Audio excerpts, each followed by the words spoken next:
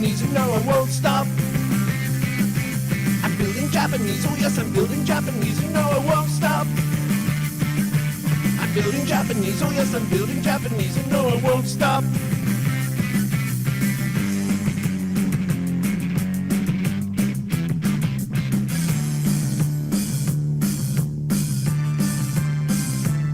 I built Tamiya and Hiroshima and Hasagawa when I find them on sale.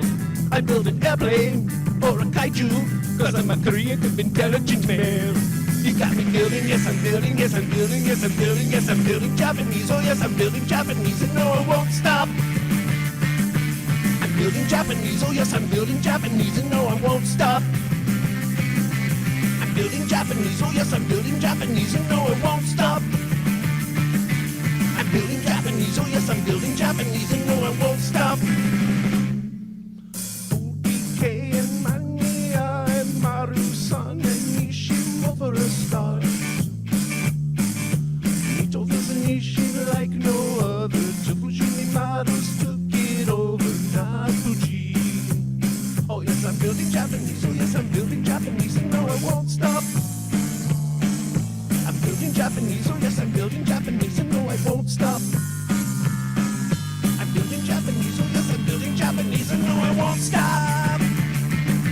I'm building Japanese, oh yes I'm building Japanese, and no I won't stop.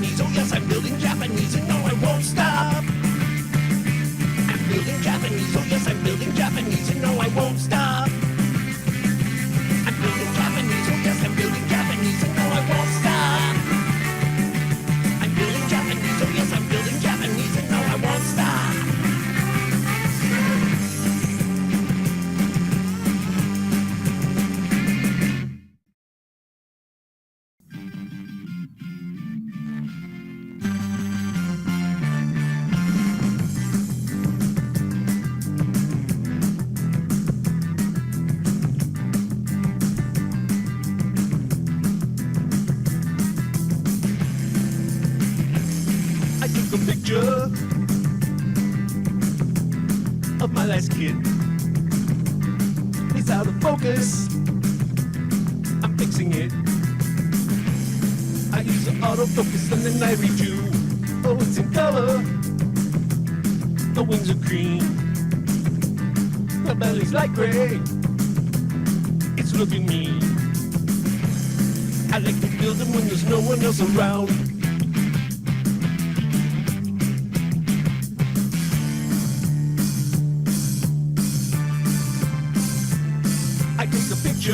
Another picture.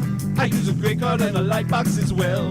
I want a camera with telephoto to take a picture of the inside as well. You got me building, yes I'm building, yes I'm building, yes I'm building, yes I'm building Japanese, oh yes I'm building Japanese, and no I won't stop. I'm building Japanese, oh yes I'm building Japanese, and no I won't stop. I'm building Japanese, oh yes I'm building Japanese, and no I won't stop. I'm building Japanese, oh yes I'm building Japanese, and no I won't stop.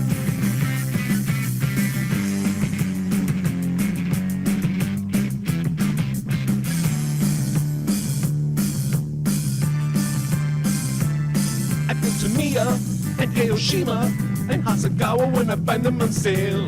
I build an airplane or a kaiju, cause I'm a Korean intelligent male. You got me building, yes I'm building, yes I'm building, yes I'm building, yes I'm building Japanese, oh yes I'm building Japanese, and no I won't stop. I'm building Japanese, oh yes I'm building Japanese, and no I won't stop. I'm building Japanese, oh yes I'm building Japanese, and no I won't stop. I'm building Japanese, oh yes I'm building Japanese, and no I won't stop. ODK and Mania and Maru-san and Nishimo for a start. Nito is an issue like no other. Fukushima Maru's took it over, not Fuji. Oh yes I'm building Japanese. Japanese, oh yes, I'm building Japanese, and no, I won't stop.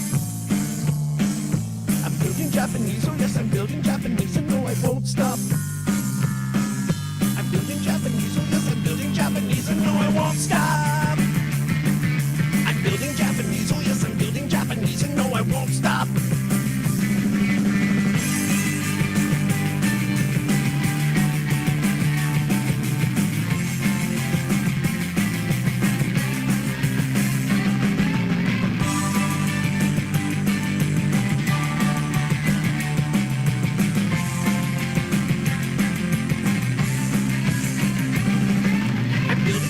Oh yes, I'm building Japanese, and no, I won't stop. I'm building Japanese, oh yes, I'm building Japanese, and no, I won't stop. I'm building Japanese, oh yes, I'm building Japanese, and no, I won't stop. I'm building Japanese, oh yes, I'm building Japanese, and no, I won't stop.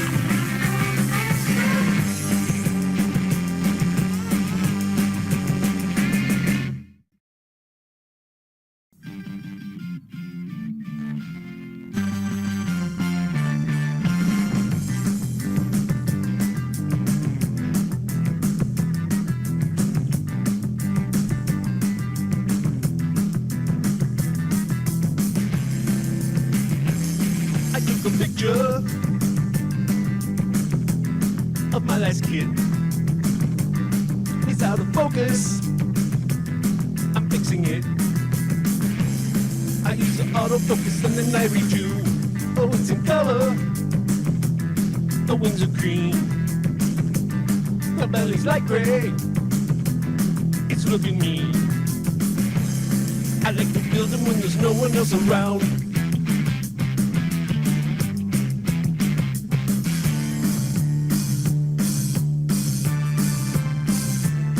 I take a picture, another picture. I use a gray card and a light box as well.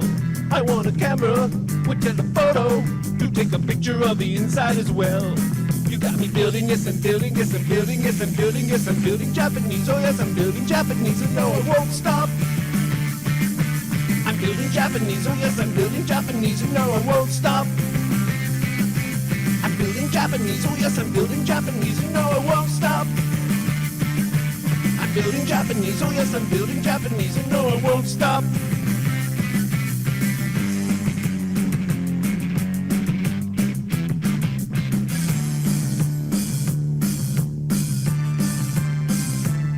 I built Tamiya and Hiroshima and Hasagawa when I find them on sale. I build an airplane or a kaiju, cause I'm a Korean intelligent male.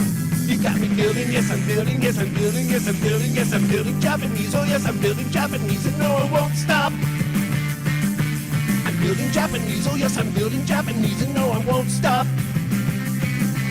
I'm building Japanese, oh yes, I'm building Japanese, and no, I won't stop. I'm building Japanese, oh yes, I'm building Japanese, and no, I won't stop. ODK and Mania and Maru-san and Nishimo for a start. Nito is an issue like no other. Triple Jimmy models took it over. Oh yes, I'm building Japanese, oh yes, I'm building Japanese, and no, I won't stop. I'm building Japanese, oh yes, I'm building Japanese, and no, I won't stop. I'm building Japanese, oh yes, I'm building Japanese, and no, I won't stop. I'm building Japanese, oh yes, I'm building Japanese, and no, I won't stop. On there. All right, there we go. There we go. Checking 1, 2, 3, 4, 5. Voice check, guys. Give me a quick check. 1, 2, 3, 5, 7. Okay, Ken, you go. 1, 2, 3, 5, 7. And 2, Steve. 4, 6, 8, 9. All right, my audio's working. It'll be live here in just a couple minutes. Building Japanese, oh yes, I'm building Japanese, and no, I won't stop. I'm building Japanese, oh yes, I'm building Japanese, and no, I won't stop. I'm building Japanese, oh yes, I'm building Japanese, and no, I won't stop.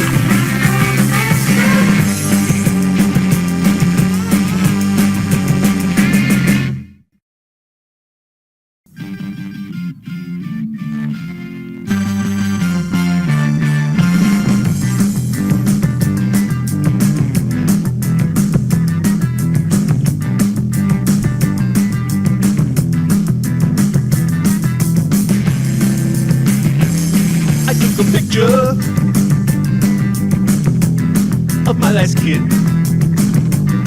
It's out of focus. I'm fixing it. I use the autofocus and then I redo. Oh, it's in color. The wings are green. The belly's light gray. It's looking mean. I like to build them when there's no one else around.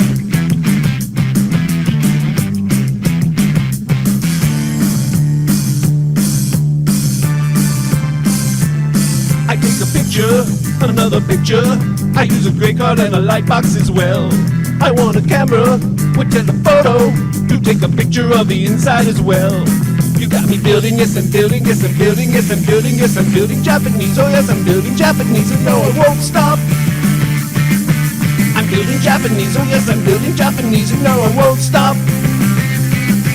I'm building Japanese, oh yes I'm building Japanese and no I won't stop. I'm building Japanese, oh yes I'm building Japanese and no I won't stop.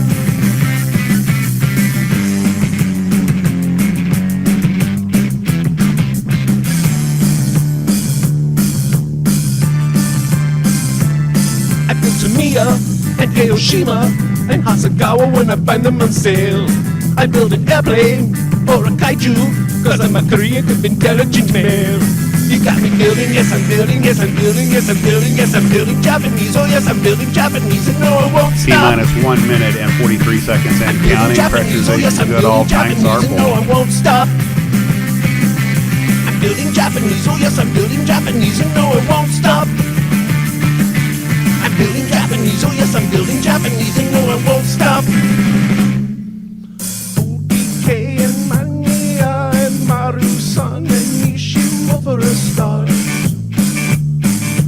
Nito feels an issue like no other. Fukushima Maru's took it over, not Fuji. Oh yes I'm building Japanese, oh yes I'm building Japanese and no I won't stop. I'm building Japanese, oh yes I'm building Japanese and no I won't stop. I'm building Japanese, oh yes I'm building Japanese and no I won't stop. I'm building Japanese, oh yes I'm building Japanese and no I won't stop.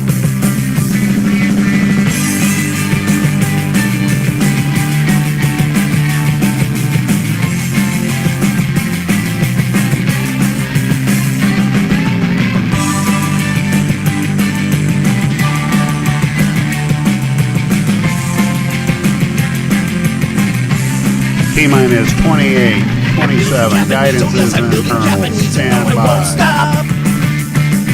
I'm building Japanese, oh yes I'm building Japanese and no I won't stop. I'm building Japanese, oh yes I'm building Japanese and no I won't stop. I'm building Japanese, oh yes I'm building Japanese and no I won't stop. 7, 6, 5, 4, 3, 2, 1, 0. Hello everybody and welcome to another scintillating episode of Max's Models on the Interweb. And we have Steve and Ken on the blower. And Hello, everybody. can you guys hear us okay? It'll take about 14 seconds for us to get us in. Hey Ricky. One other thing that Somebody just finished a 1-to-1 scale of 3D printed SLR rifle. yeah, that's Ricky. And he was just sending me some pictures of it. I didn't have a chance to download them though. And one of Rifle those is in the kind you shoot, or is an airplane? SLR, the self-loading rifle, updated version of the old FN FAL, the FN FAL, and I think the Empire used that rifle for like 4 or 5 decades. In fact, No snap kits tonight. no. No. Speaking of which, there was. Hi, Rob. And then there's the other Ricky.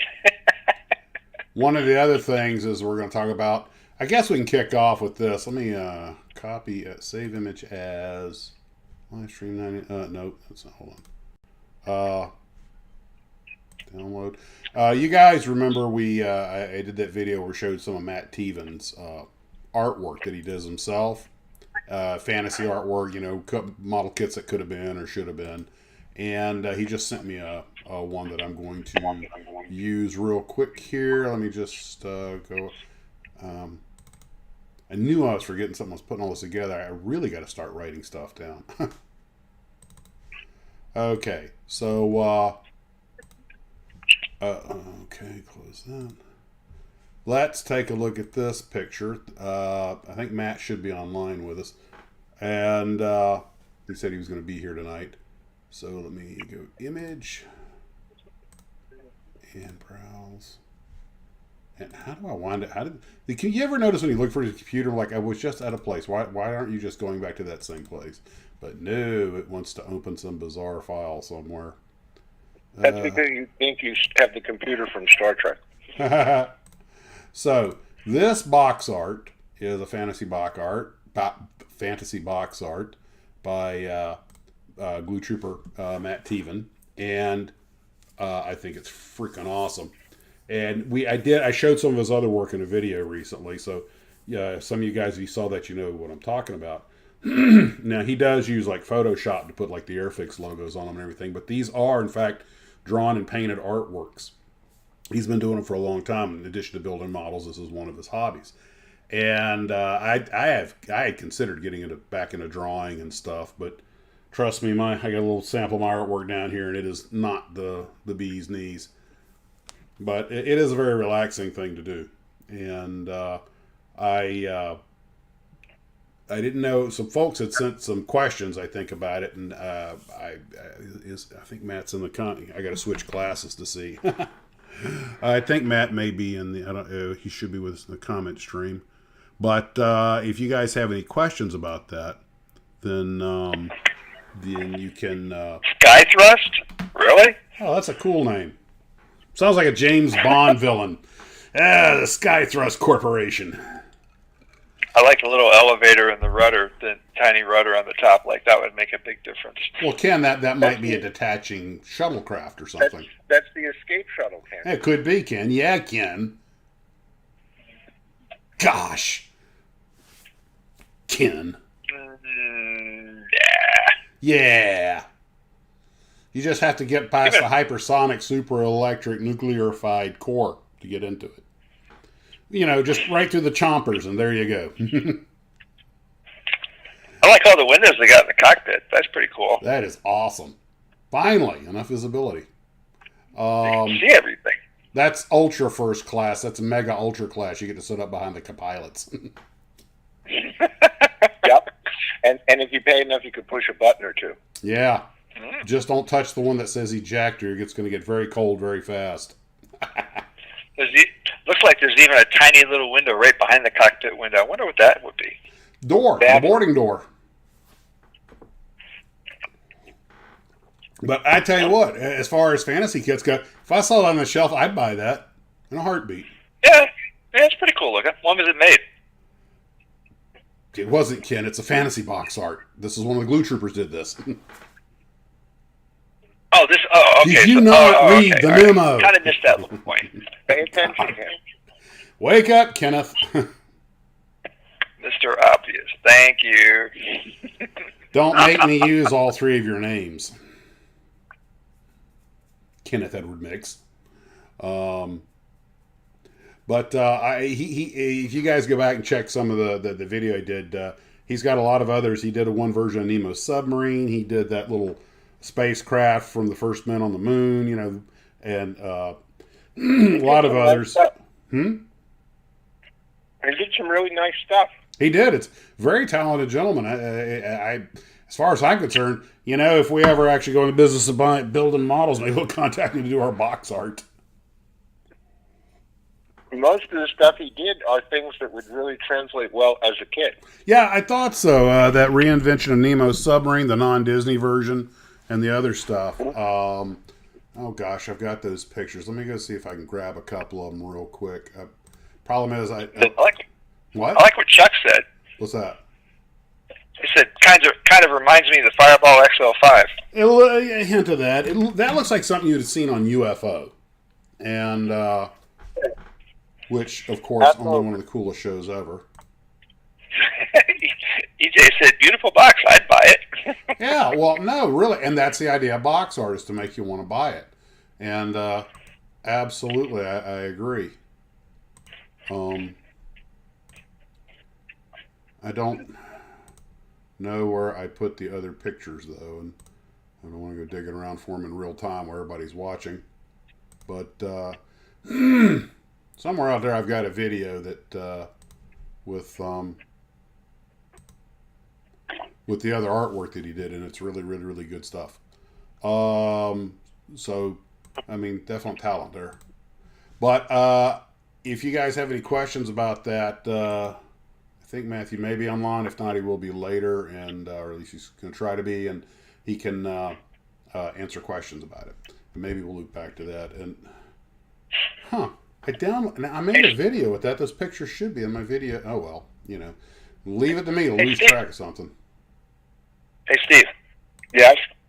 Maybe you should talk to your buddies at Aurora about making it. Atlantis, Ken. Atlantis. Yeah, those people. Yeah. Yeah. Well, it's a discussion we could have. So, okay. So one of the things, and it's funny, this is actually a pretty good segue to the first thing I was going to kick off talking about today, and that is, you guys may recall I talked about how building airliners is kind of tricky because they have to look really nice. And I was looking at some airline. I just grabbed this one because it was a perfect example. Some of these airlines come up with these nightmarish paint schemes. You can't really. I mean, you could put decals on them, but decals on tail fins seem to never fit quite right. And if you want to make a model of a lot of the airlines that are out there, they have these, gaudy, flashy, complex paint schemes. And you can hide, like if you're doing the dazzle patterns on ships or something like that, you can hide a few mistakes because they're so complicated. But airliners, everything's got to be neat and crisp and perfect. And I could scarcely think of something more difficult than trying to mask off and tape a paint job like that. Of course, you'd probably shoot the whole model white first. And this is a Ukrainian airline. And then, just taping it off, masking it off, drawing it out, getting everything right. God, it'd probably be easier to do it before you got the model completely assembled, which means you got to hope the wings and tail fit very snug because you're not going to be able to sand them afterwards unless you want to wind up redoing some of the artwork. But I know airlines... That's a nice picture. Mm-hmm. I got that off of drone strike? Hmm?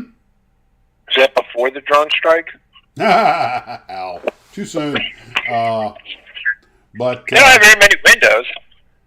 Well, that's that's probably a freight hauler, but Vulcan To Air. Ukraine, Ken, there's not much to look at. But Right, the idea being though the bomb's going off. Well, the idea being though is that the paint schemes on these things would be a bloody nightmare. And I know a couple of guys out there are dedicated airliner builders. Some of my coworkers who build models, they almost do exclusively airliners. And I'm kind of like, it's one thing when you just got to plate the plane white and put on the old, red candy stripe from TWA or the hockey stick from Eastern. It's still a handful to make, the model look good. But those are reasonably straightforward. But you get these modern paint schemes, or God forbid, those Braniff paint schemes by Calder. And you're like, my God, it's like trying to paint an acid trip. I got a question for you, Max. Yeah. Well, hold on. Chris, that's what I was saying. At least with the razzle-dazzle, the dazzle paint schemes on the ships, those, if you make a little mistake, they're designed to break up your line of sight. They're hard to spot. But this being a paint scheme for an airliner, if you get something off, the eye is going to go to it more quickly because it's supposed to be a uniform paint scheme. That's what I say.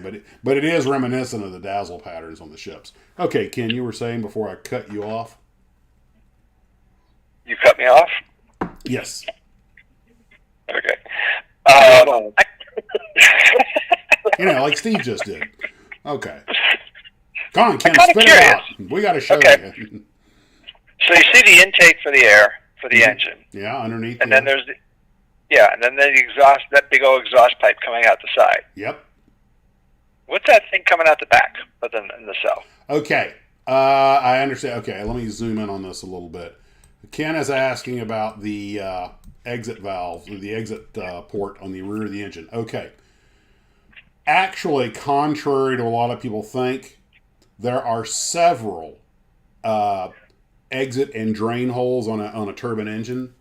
Now, on this one, I don't know specifically what it is, but a lot of them actually just pump out heated air. That could be for an oil cooler or something like that. It could be for an air conditioning pack. It could be, it's possible it could be an APU, but I don't think anybody mounts an APU in an engine nacelle.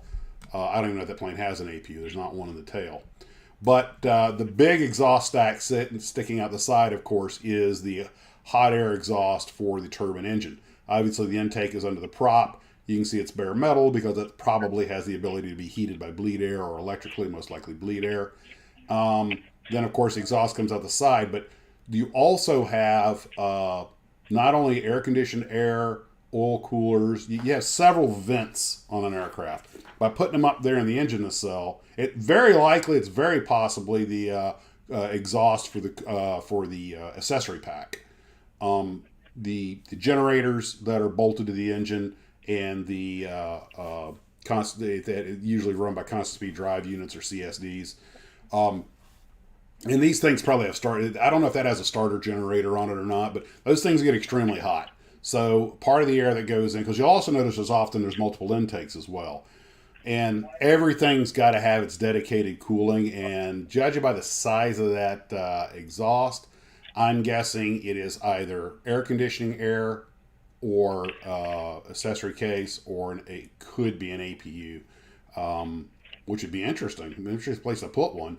I've never really studied this airplane up that close, but there's no reason you couldn't put an APU behind an engine. I don't know if that airplane has an APU, because I don't know if it's battery start or not. Most jets, smaller jets like Lear's, the early ones had starter generators. They actually started off the battery.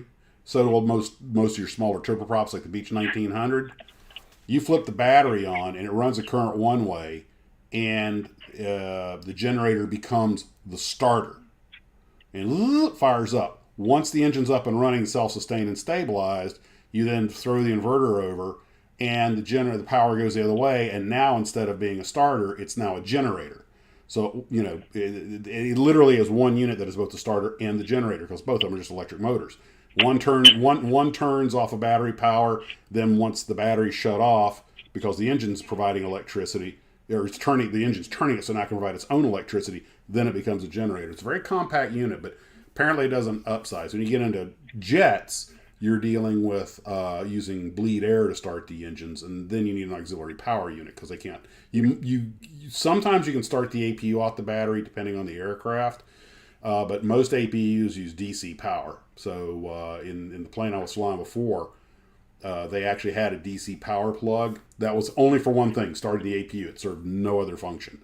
And so if you were in an airplane that had weak batteries or whatever, or and you had to do it, you needed power, you could just plug in the DC power, pull up the APU, and then it would bring the generator online and power the entire aircraft. Welcome to Systems Class 101. We got 3 or 4 votes for it's an APU exhaust. It does look. That's what it looks like, especially because all the metal around it. Yeah, that's what I was thinking too. It must be pretty hot, or they wouldn't have done that. Somebody look up that Antonov and see if that's an APU behind the right engine. That would be an interesting. Leave it to the Russians to do something cool like that. Say what you will about Russian hardware. Those guys are very pragmatic and very smart. They make some really interesting aircraft. They tend to be fairly simple. Some people I know who worked on these things said they were really easy to work on in the field because all the systems are simple, but they're very large and heavy because they went for like simplicity and field durability over compactness and weight. And but it's a brute of an airplane to fly. That's an Antonov, what, at 26? Looks like a 26B. Well, Jack Fleming had it nailed. What's that? He said it's for the smoke screen. That's the chemtrail dispenser. We weren't supposed to tell. Now we're on the list. We've been deemed unreliable and obsolete. But the main thing is just that I know some of you guys build airliners, and I respect people who can. I mean, most guys will use decals if they're available, but for those of you who can mask that off and make that look right, salute. But that was just something I wanted to touch on because I was looking at some of these airline schemes inside of the airport going, my God, that'd be it. You know, you're a modeler when every time you look at an airplane or a car, the first thing that pops in your mind is, could I make a model of that? Man, what a nightmare. Some of JetBlue's tails would be fun to do. Oh, God, don't even get started on those things. Yeah, you're not mad. Yeah, those same for Frontier that has all the animals. Those you're going to have to use a decal. By the way, I learned that, I don't know about JetBlue, but I know that Frontier, those animals they have on the tail, they're not painted. They're put on with something along the lines of how they do a billboard. They're sheets that are basically acid glued up there. And, Yeah, they're wraps. They're wraps. They're what? They're wraps. Wraps. Yeah, that's it, wraps. Something like that, yeah. So that makes them easy to peel off and everything. If you guys are, I don't know how many of you guys know this, but back in the day, I guess it was in the 70s, I want to say it was National Airlines put a 727 into Escambia Bay. It was coming in for a landing, I think, in Pensacola. And mind you, it's in the 70s, and it's a black hole approach out over the water. And I don't know if the crew got distracted or misjudged it, but they wound up flying into the water just off the end of the runway. And I think most of the people got out of the airplane because it didn't sink because the bay wasn't that deep and the gear was down. But I think a couple of people did get trapped inside and drowned. But anyway, you could drive by the bridge and see the national logo on the tail sticking up out of the water. And the airline was panicking. So they had, like, the next day, they hired, before the NTSB could even get out there and do the investigation, they hired a couple of locals in their boats to go out and paint up the tail, just cover up the logo. And, They didn't like the advertising value? What's that? They didn't like the advertising value? No, that, there is such a, contrary to myth, not all not all publicity. They say there's no such thing as bad publicity. Oh, but there is. But anywho, I just thought you guys would enjoy that little feedback on that. I don't know how many of you guys actually build airliners, but I just got this today. Another glue trooper has built a shed, and his is, look at it, and I've got a little slideshow going here now. This is a beautiful shed. I don't know what he calls his, but it's got sunlights in it, or the sunroof and everything, ceiling lights, skylights, and I might build a table like the planes. What? I'm looking at the planes in the Japanese thing. Oh, well, I might have to build a table like this. That's a great idea, because one of the things I've realized, those little fold-up tables I've got, I mean, they work great. You can work on one, but maybe it's just because I'm so big, but I tend to run out of space fairly quickly. And I may end up doing something like what he's done here. I like the look of that, as long as it can remain portable, something I can break down. But that's and of course, we know Trey has this shit. Trey is actually up in Indiana picking up a half-scale RC biplane. Well, you might, as big as that thing is, you might as well just jump in and fly it home. He's going to try. That's what I asked him. I said, "Is anybody going to fly it?" But I tell you what, if he said he's going to try and make the show tonight, but if he can get from Indiana down here before the show, I'll be impressed. But what is that? Is that a B-36 sitting on the counter there? Yes, it is. That is a B-36. And this gentleman does a lot of kit bashes. He submitted several really cool kit bashes that you're going to see at the I'm looking at all the pictures of the Japanese planes with the Japanese song. I think you might be on the wrong website or No, the wrong video. It just switched into that. It's not doing it here. Maybe you accidentally restart. You might have restarted it. Check your little red line at the bottom and make sure you're all the way at the end, the right end.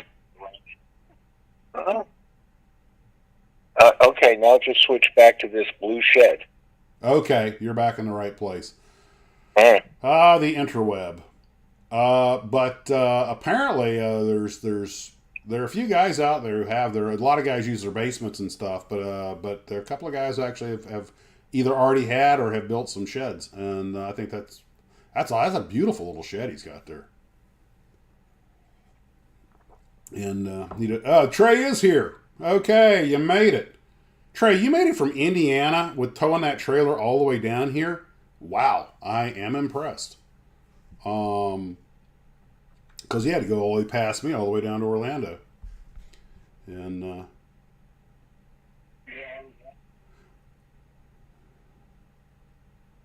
got a great shot of.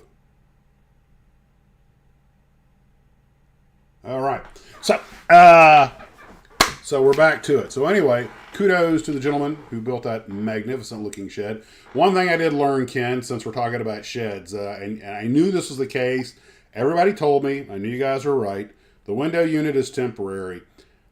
When I left the shed last night, I accidentally left the window unit going, and I came back and got into this morning, and it hadn't even gotten hot yet, and it was bearable, but it's quite obvious, as everyone said, that little window unit is not going to suffice, especially when summer hits. So I will be getting the bigger unit to hang on the wall, a permanent unit at some point, probably within the next couple of months before it gets too hot. Oh, before I forget, guys, speaking of kit bashes, this gentleman who has the shed does a lot of kit bashes, really cool ones. I have pushed back the date of the kit bash to Mother's Day. A couple of folks said they needed a little extra time. I got to do my taxes. I got a lot of flying coming up that month anyway, so that's fine with me. That'll be before I go on vacation, so that'll work. And so I believe it is, May 14th is Mother's Day. So that'll be when have all your stuff in for the kit bash. And I actually put that out on the video this morning, and I'll try to remember to keep posting the schedule with videos. So, with that little housekeeping chore, you guys have a little bit extra room. Now, the other thing that I thought we would talk about, and Steve, this is up your alley.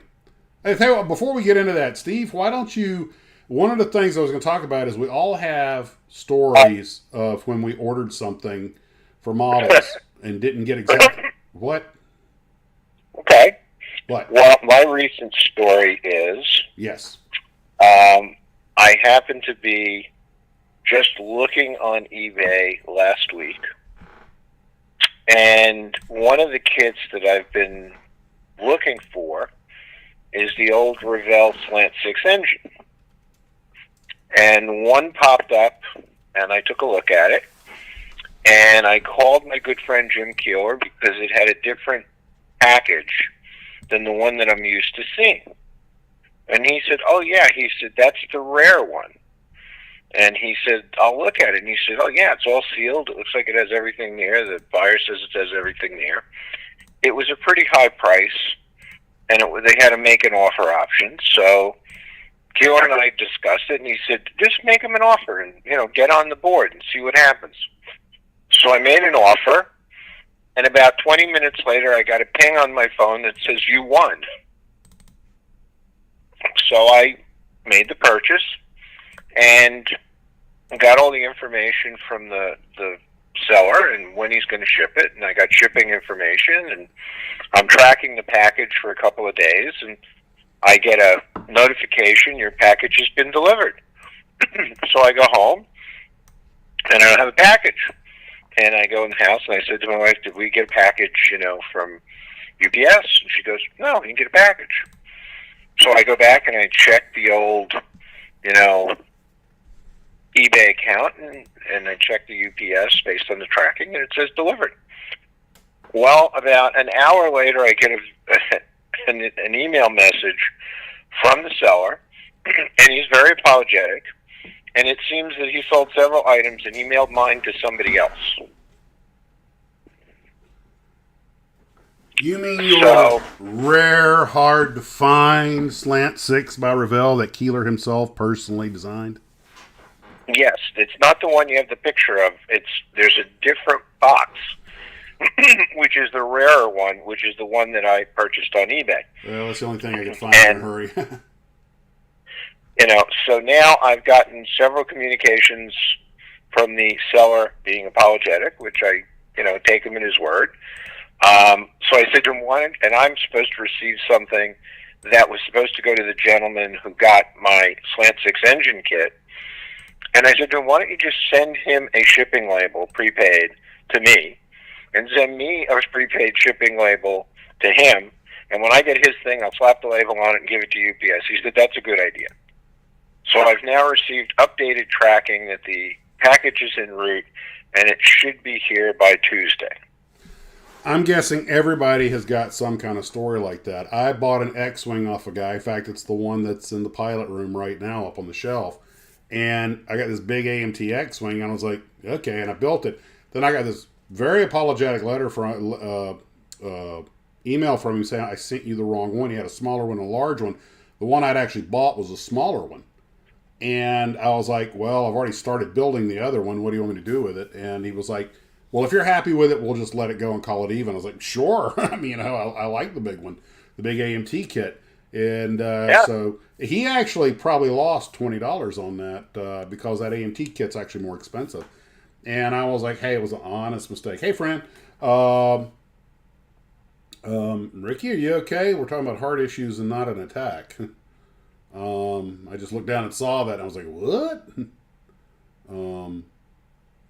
Well, you know, part of the problem is when you're dealing with some of these eBay sellers, they're selling a lot of stuff where they have a collection that they're dispersing, and they're sending a lot of packages out. Mm-hmm. And just sometimes they, you know, put the wrong label on the wrong box, which I guess is what happened. Yeah. That's one of the reasons that the guys here that have all those The kits at Hurricane? Kits at Hurricane, they'd rather just sell them individually to people, you know, just send them an email and not go through eBay. And I mean, I've seen the kits, and they're, I can't believe the good condition they're in. They're all in the cello and everything, most of them. And those that have tape, that, as Mike Mashat pointed out on his video about vintage models, the tape matches the rust marks, you know, on the bottom of the box from the old tape. So it's legit. And I mean, you look at the side at 69p, you know, 1 pound, 29p. I'm like, this is a $30 kit today. And a couple folks have already contacted them about getting some of their stuff. And you're not going to, I don't think I'd call it a barn find, because this guy knows what he has. He's a serious collector, took care of them. He was a career Air Force guy, bought a lot of it in Europe and stuff. So you see, you know, markings and marks, or, you know, pre-EU and all that stuff. And so I gave you guys the email, mjn5051@gmail. That's Matt Newton. And it's his dad's collection. And his dad, I guess, just decided to go ahead and start parting them out. But they'll make you a fair deal, but they know what they have. This isn't like, oh, I'm going to get a $200 kit for $10. But they'll give you a fair trade. But you're going to be hard-pressed to find kits in better condition. And most of them, the cello was, I mean, you could put them on the shelf today. And I almost made him an offer on that little Hawk A24 Banshee, you know, the Army Air Force SBD, just because it was in such perfect condition. But I know me, I build models. I'm like, some of these probably need to be put on the shelf and kept, you know, because they're just in that good a condition. It's one of the reasons I love getting one with the box is already open. I don't have any guilt about building it. You know, you get that whole, should I build the old kit guilt? And so, I don't know. I mean, I'm a builder. I believe in building them. And although I promised you I'm not going to build that Ford Ranchero. I promised you I wouldn't build that because that's just too vintage, and it's complete and everything. So that'll stay in the box. Just sent you a picture of the Slant 6 box to your email. Okay, let me grab that real quick. Yahoo Mail. Oh, of course, now I've got a whole bunch of emails in here. Okay. 64 Chrysler. I actually did see that box before. And, okay, what the heck? Oh, here we go. Copy image. Go, let's see. Well, let me save image as 93. Okay, this will save a little time. Alright, hang on just a second, guys. I'll have it to you momentarily. Satellites are linking up in outer space. Browse, and there it is. Okay, folks, this is the one Steve's talking about. And that's the rare box. Is that the older box or just a rarer box? No, that's the new, well, in the production run, it would be the newer one that they made. Now, Keeler, this was his first major project with Revell?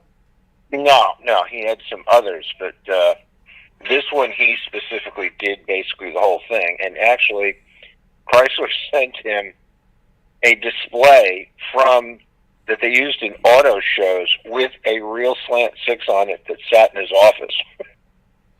It's good work when you can get it, huh? It sure is. Well, that's just, it was a sign of the times. It's funny you mentioned the engine being in his office. Let me see if I can find a picture real quick. This was something I was just talking to somebody about earlier, that there was maybe on my phone, yeah. But there was a meme that was going around, and it showed a couple of teenagers that were changing an engine in the car, probably circa 1972 or 74. And they're your typical slender American teenagers of the mid 70s, and I did that. They're hoisting. Well, exactly. They're hoisting an engine out of what looks to be a mid 60s car, and it said, before the internet, this is what teenage boys did, for entertainment. And I was thinking, man, I was one of those. I did that. I remember crawling under the cars and changing parts and everything. And at the time, it was just hot, sweaty, greasy work. But now I think back about it, I wouldn't trade that for anything. No, that's how you learn. And in the old days, we had a great time. In the old days, you had to do it because you didn't have enough money to bring it someplace to get it fixed. Oh God, no. That's right. Pay a person to fix the car. What are you, kid? Lazy? And Yeah. but you're also talking about the era when doing stuff like this. Whoops. Which you'll see here in a few seconds. When this was the definition of a hero. Hold on. It'll populate. I know we got the lag going here. There we go. When that was the definition of the neighborhood hero. If you could fly out of a swing set higher than the, and not break a bone when you landed.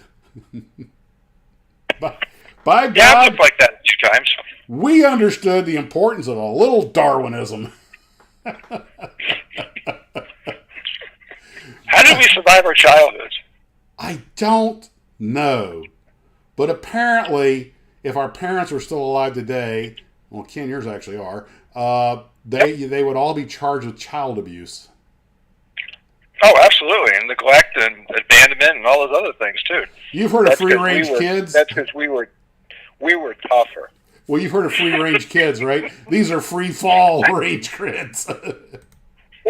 Anyway. Well, the reason I brought that up was I thought I would share something with you guys, and I know this is not going to enhance my cool factor, but this is a 1986 Honda Civic in Honda Blue. That, I like what Trey said. It's lessons in gravity. man, hey, we learned physics by going around on that carousel thing. You'd all push and jump on it, and the faster you get it to turn, and we're all hanging on for dear life, till finally little Tommy, lost his grip, and he's the first one catapulted out into space. Yep. And the last kid who could hang on, if they'd had a motor on that thing, they'd have been pulling us out of trees. Which on other times they had to do also for other reasons. But anyway, I digress. This is a 1986 Honda Civic. Now, Ken, you remember this car, me having this car. Oh, yeah. Now, that's not mine, but it's you were driving that car. Okay. That is the first brand new car I ever bought. And I bought it because when I took my 77 Malibu into the lot, the engine was smoking, and I think it sucked a valve. So I was buying a car. $8,600. And I spread it out over 60 months because I was delivering pizzas for a living. I beat the living crap out of that car, went through 3 or 4 clutches, and it had its issues. The inside was falling apart, but by God, that little motor ran. I kept that car against my will, I might add, for about 9 years. So I didn't get rid of it in 95 after I got out of college because it was paid for. And best kind of car in the world, paid for. And it, by the way, it had the third tail light, and that's how I know 1986 is the year the third tail light law went into effect, because that was the first one to have it. I drove that car all over D.C. delivering pizzas and stuff, and the Maryland area and Northern Virginia. But I also had it when I got hired up at Mesa. So that car had been all over, well, basically the East Coast. But I know you had it when you worked for Stanley. Yep, I had it when I worked for Stanley. I'm sorry, I got rid of it before I went to work at Mesa. But I actually got rid of it when I finished college and got hired at Blue Cross and Blue Shield of Florida as a computer tech, and was actually making $30,000 a year in 1995. And that's when I finally had enough money I could go buy, and I went and bought a Saturn SL2 and traded that in. They gave me, Blue booked at $150. They gave me $300 for it out of sympathy. I remember your Saturn. That's when you were working at Blue Cross. Yeah. Mm-hmm. I literally just said that, Ken, like 14 seconds ago. Anyway. Echo. Echo. But I was reading stuff. I wasn't paying attention. I know, Ken, picking on you. It's like the sport for this channel. You know. Oh, back at you too, dude. Remember, folks, snarky comments are not punished; they're evaluated. Anyway, that got me to thinking. I was talking with Steve about this earlier, and I was looking at some of the cars of the malaise era, and the history guy, Lance Geiger, just did a video on the citation, the X-body citations, and the Omegas, and the malaise era cars or post malaise era cars, and we love to pick on the Vega and the Pinto and a few others, but we forget that the citation, they sold millions of those things right off the drawing board, and then of course they didn't worry about the 2.5 million cars they had to recall. But let's not forget the Yugo. Well, that was different. That was a Yugoslavian car. I mean, that wasn't part of the American malaise era. Although you could buy a new Yugo for $4,000. But and that was $3,995 more than it was worth. Yes. Well, the problem was going to a Yugo dealership, and they said it's $3,900. I said, "You're going to pay me how much to take this off your showroom floor?" But I realized that it's a very that era of cars. Although there are a few, and that's an '89, not an '86, but it's as close as you're going to get. I realized that there are a lot of cars, even though the cars make up the bulk of kit models, and there's still a really excellent representation of most cars, there's still a lot of holes in the system. And I was thinking, I'd love to make a model of my old car just because it was my old car, as plain Jane and vanilla as it was. Couldn't find an '86 Honda Civic kit. '89 was as close as I could get. And of course, that's a race car. Well, look at it this way: how many kits of Teslas have you seen? None. None. What? Because he won't give a license out. Really? Why not? Yep. He will only give a license to somebody who will make things for him to distribute through his network or through his employees, but he will not give you a license to make one of his cars to sell in the general retail community. Well, given what he's worth, he's not like he needs the money. No, but, couldn't hurt. Now, I mean, I know they do Hot Wheel cars of Teslas, but there is not one model kit, and I know this for a fact because we tried to get a license to do the Cybertruck kit, and they wouldn't give it. Well, somebody out there has one because Joe Scott, the guy, the very popular science YouTuber, has one, a model of one on his shelf behind him, and he probably got it in the dealership because he's buying a Tesla Model S, or bought one. But I'm only guessing. It was probably like a die cast or something. You'd have to be a pretty big company like Corgi or somebody or Mattel to get a deal with Tesla, I'm sure, because he's not going to go to a small vendor and let him make 5,000. Well, I also think he just thinks he doesn't need it. Oh no, he definitely doesn't need it. Not that Honda needs it, but I mean, his attitude is, no. Yeah, that's like making his rockets. Wanted to make his rockets. No. Unless you're going to make them for us, just like sort of quote unquote topping type models. No. Well, fine if you want to buy 10,000 of them, make it worth making the mold. Yeah, fine. But yeah, no, he won't do it. Oh well. You know what? It's his business. He started it. It's his intellectual property. Yeah. I mean, you could scratch build one of his rockets fairly easily. I mean, it's not complicated. No. I've seen 3D printed ones. Oh, there's the cheat. There's the cheat. 3D printing, the future of modeling, probably. And then I'll have my '86 Honda Civic.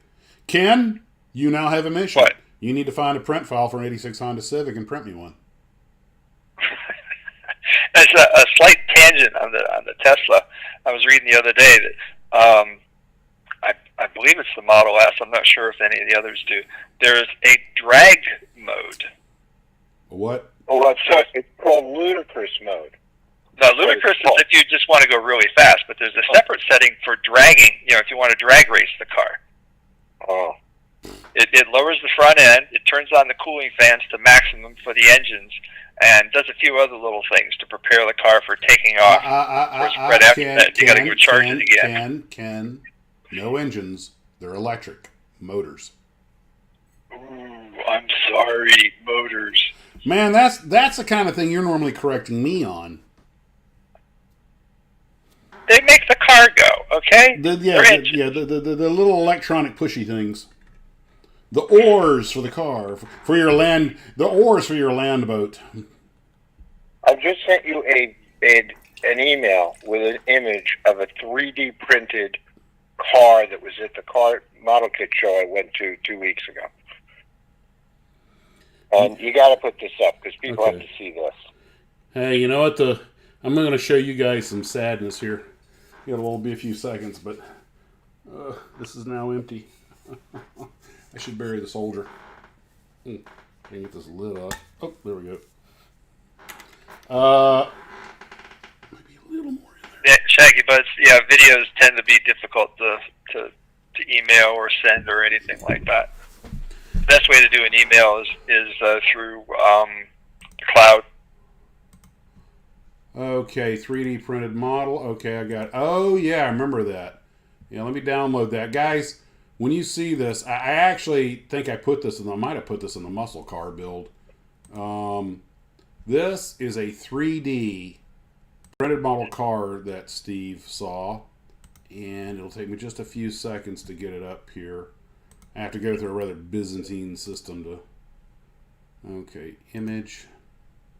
Okay, browse. Go back to live streams. 93. I can't believe it's our 93rd live stream. Okay, guys, here we go. Right click and transform and fit to screen.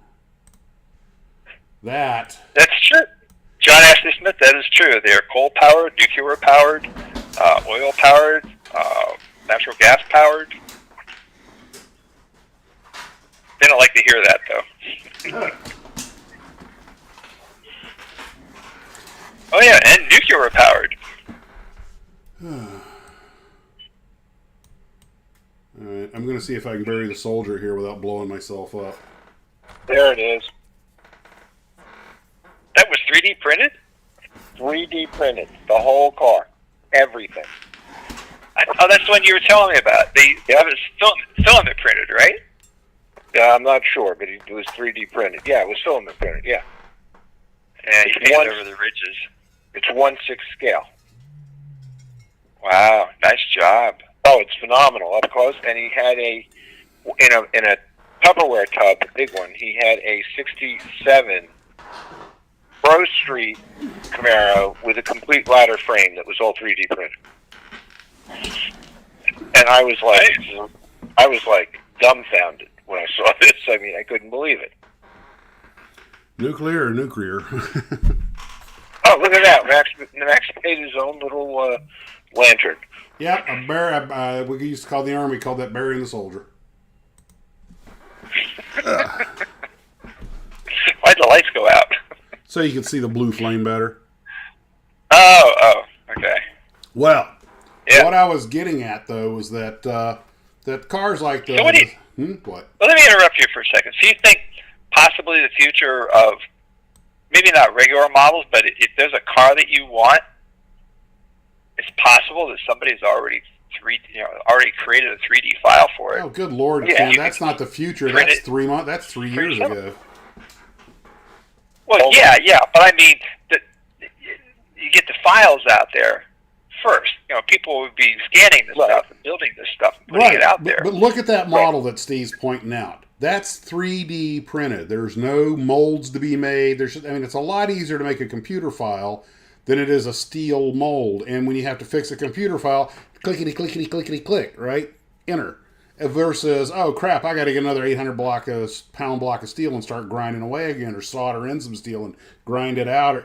It's a whole. We're talking about 3D printing may very well be to modeling what the jet engine was to airplanes.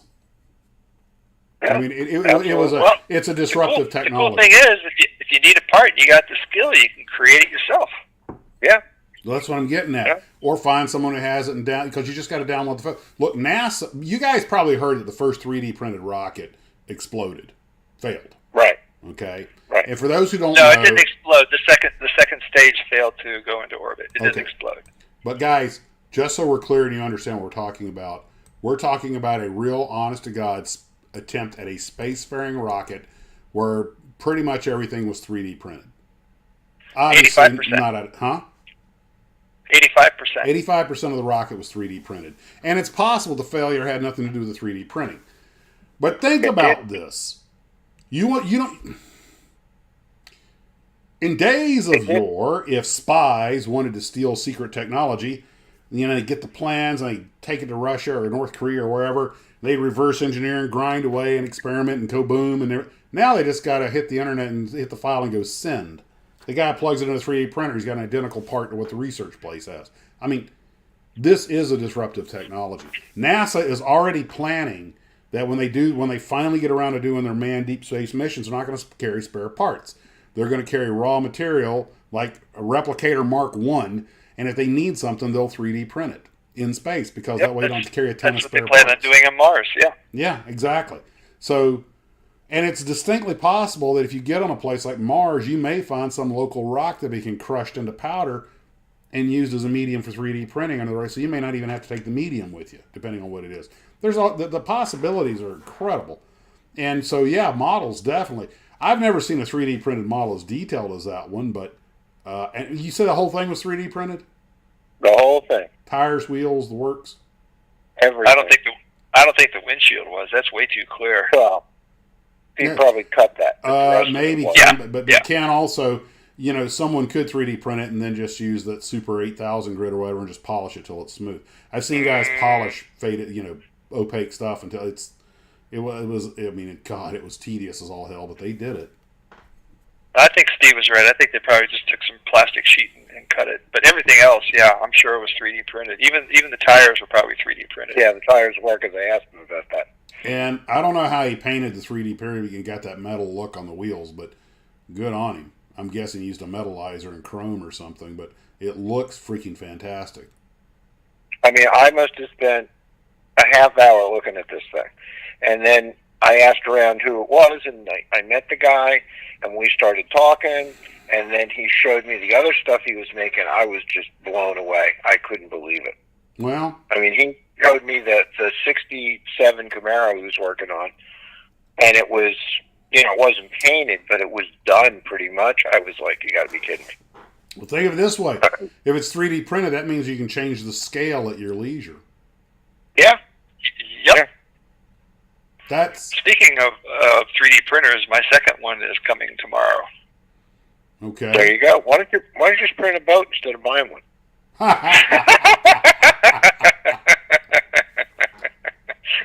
But 3D printing solves the very issue that I was talking about me not being able to get the car that I want.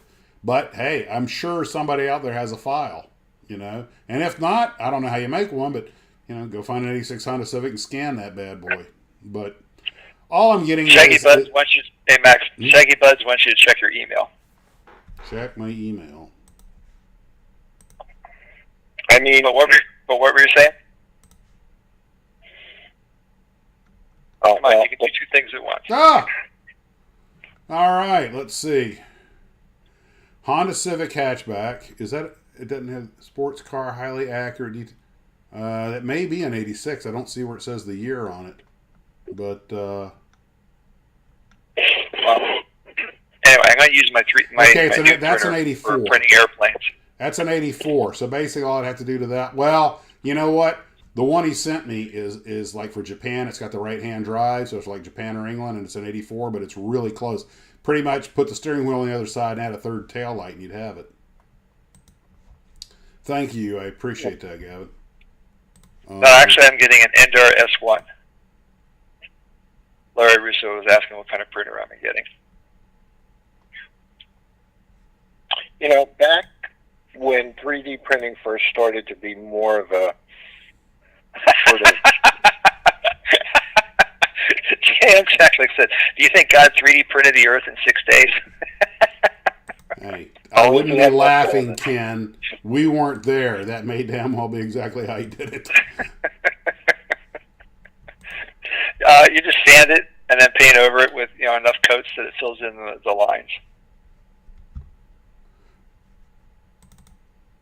Well, anyway, like I was saying, when 3D printed started to be like a consumer item, the big talk about it was that people envisioned that, like for Home Depot, Lowe's, home improvement centers, other retailers that sold items that would have parts that would break, that they would have the files, and instead of taking the item back and giving them a new one or sending it back to the manufacturer, they'd 3D print the part. And this way, they didn't have to inventory the product. They just had the files in the computer, and they could fix it right on the spot. And I thought that was a great idea. And eventually, I think that's what will happen. I think so. It makes sense. Inexpensive plastic parts that don't have a lot of stress on them. Absolutely. Well, I mean, there's a lot of plastic parts in these new, devices.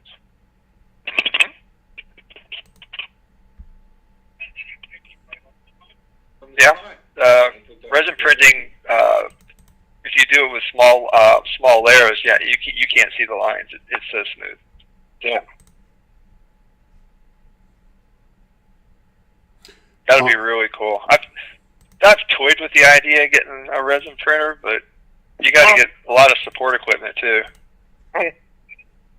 Yeah, it's like everything else. As time goes on, it will happen. Okay, one of the glue troopers. The price will come down. One of the glue troopers just emailed me a picture. He is in the process of 3D printing a model ship, and he's showing some of the stuff he's done. He's done a lot. Looks like a Corvette, perhaps. I can't really tell for sure, but yeah. Can you show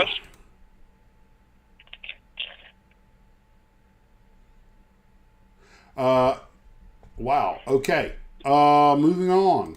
Yes, 3D printing is the future. There's no question about that. What exactly is hard to say, but you'll be able to get what you want by, what does they say? You can't always get what you want, but you get what you need. Well, guess what? You'll be able to get what you want. Now, here's another thing. And now for something completely different. Paul down in New Zealand sent me some pictures and some research on something made in the, I believe it was in the 60s or 70s, about the time that Tom Daniel, I actually emailed Tom Daniel about this. They're called Sticks and Slicks. And MPC, in cooperation with another company, and I had never even heard of these things before, made this weird blend of like Old West stagecoaches and Conestoga wagons with hot rod engines. All right. I don't know what they were smoking, but hold on, it gets better. As I learned, as we started, because Paul did a lot of digging for us, and Paul's online with us right now, so thank you, Paul. It turns out that these were designed by a guy named Harry Bentley Bradley. I don't know if that name rings a bell with you, Steve. Yes, it does. Okay, go ahead. I'll give you the first swipe before I say it. No, go ahead. You go. He's designer of the Oscar Mayer Wienermobile. Yep. I design and a lot of other stuff. Now, I sent this to Tom Daniel and asked him, TD, have you ever heard of these things before? and he said that he sent me back a response. He was familiar with him, and he said that Harry Bentley Bradley had designed him. He went on to tell me that he had done the Oscar Mayer Wienermobile. I went, sure enough, he has a rather short wiki page. In fact, I'm just going to read what TD sent me. Harry Bradley. He always used his full name, Harry Bentley Bradley. Is best known for his Oscar Mayer Wiener car. And I think he was at one time designing Hot Wheels at Mattel. I've never seen these kits. He was the first designer of Hot Wheels at Mattel. Yes. He said, I had never seen these kits before. As I recall, he had a severe physical impairment. I'm not sure if he is still with us. He is. He's 83 years old. Then Paul did some research, and of course I got the wiki page, but apparently he got polio when he was a teenager. He was paralyzed from the waist down.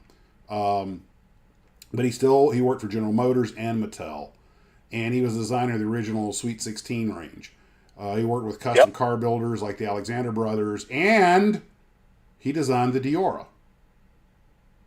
So, I think, as far as I can tell, he's still with us. But anyway, Diorama, that weird van-looking thing, which I think is awesome. Crafter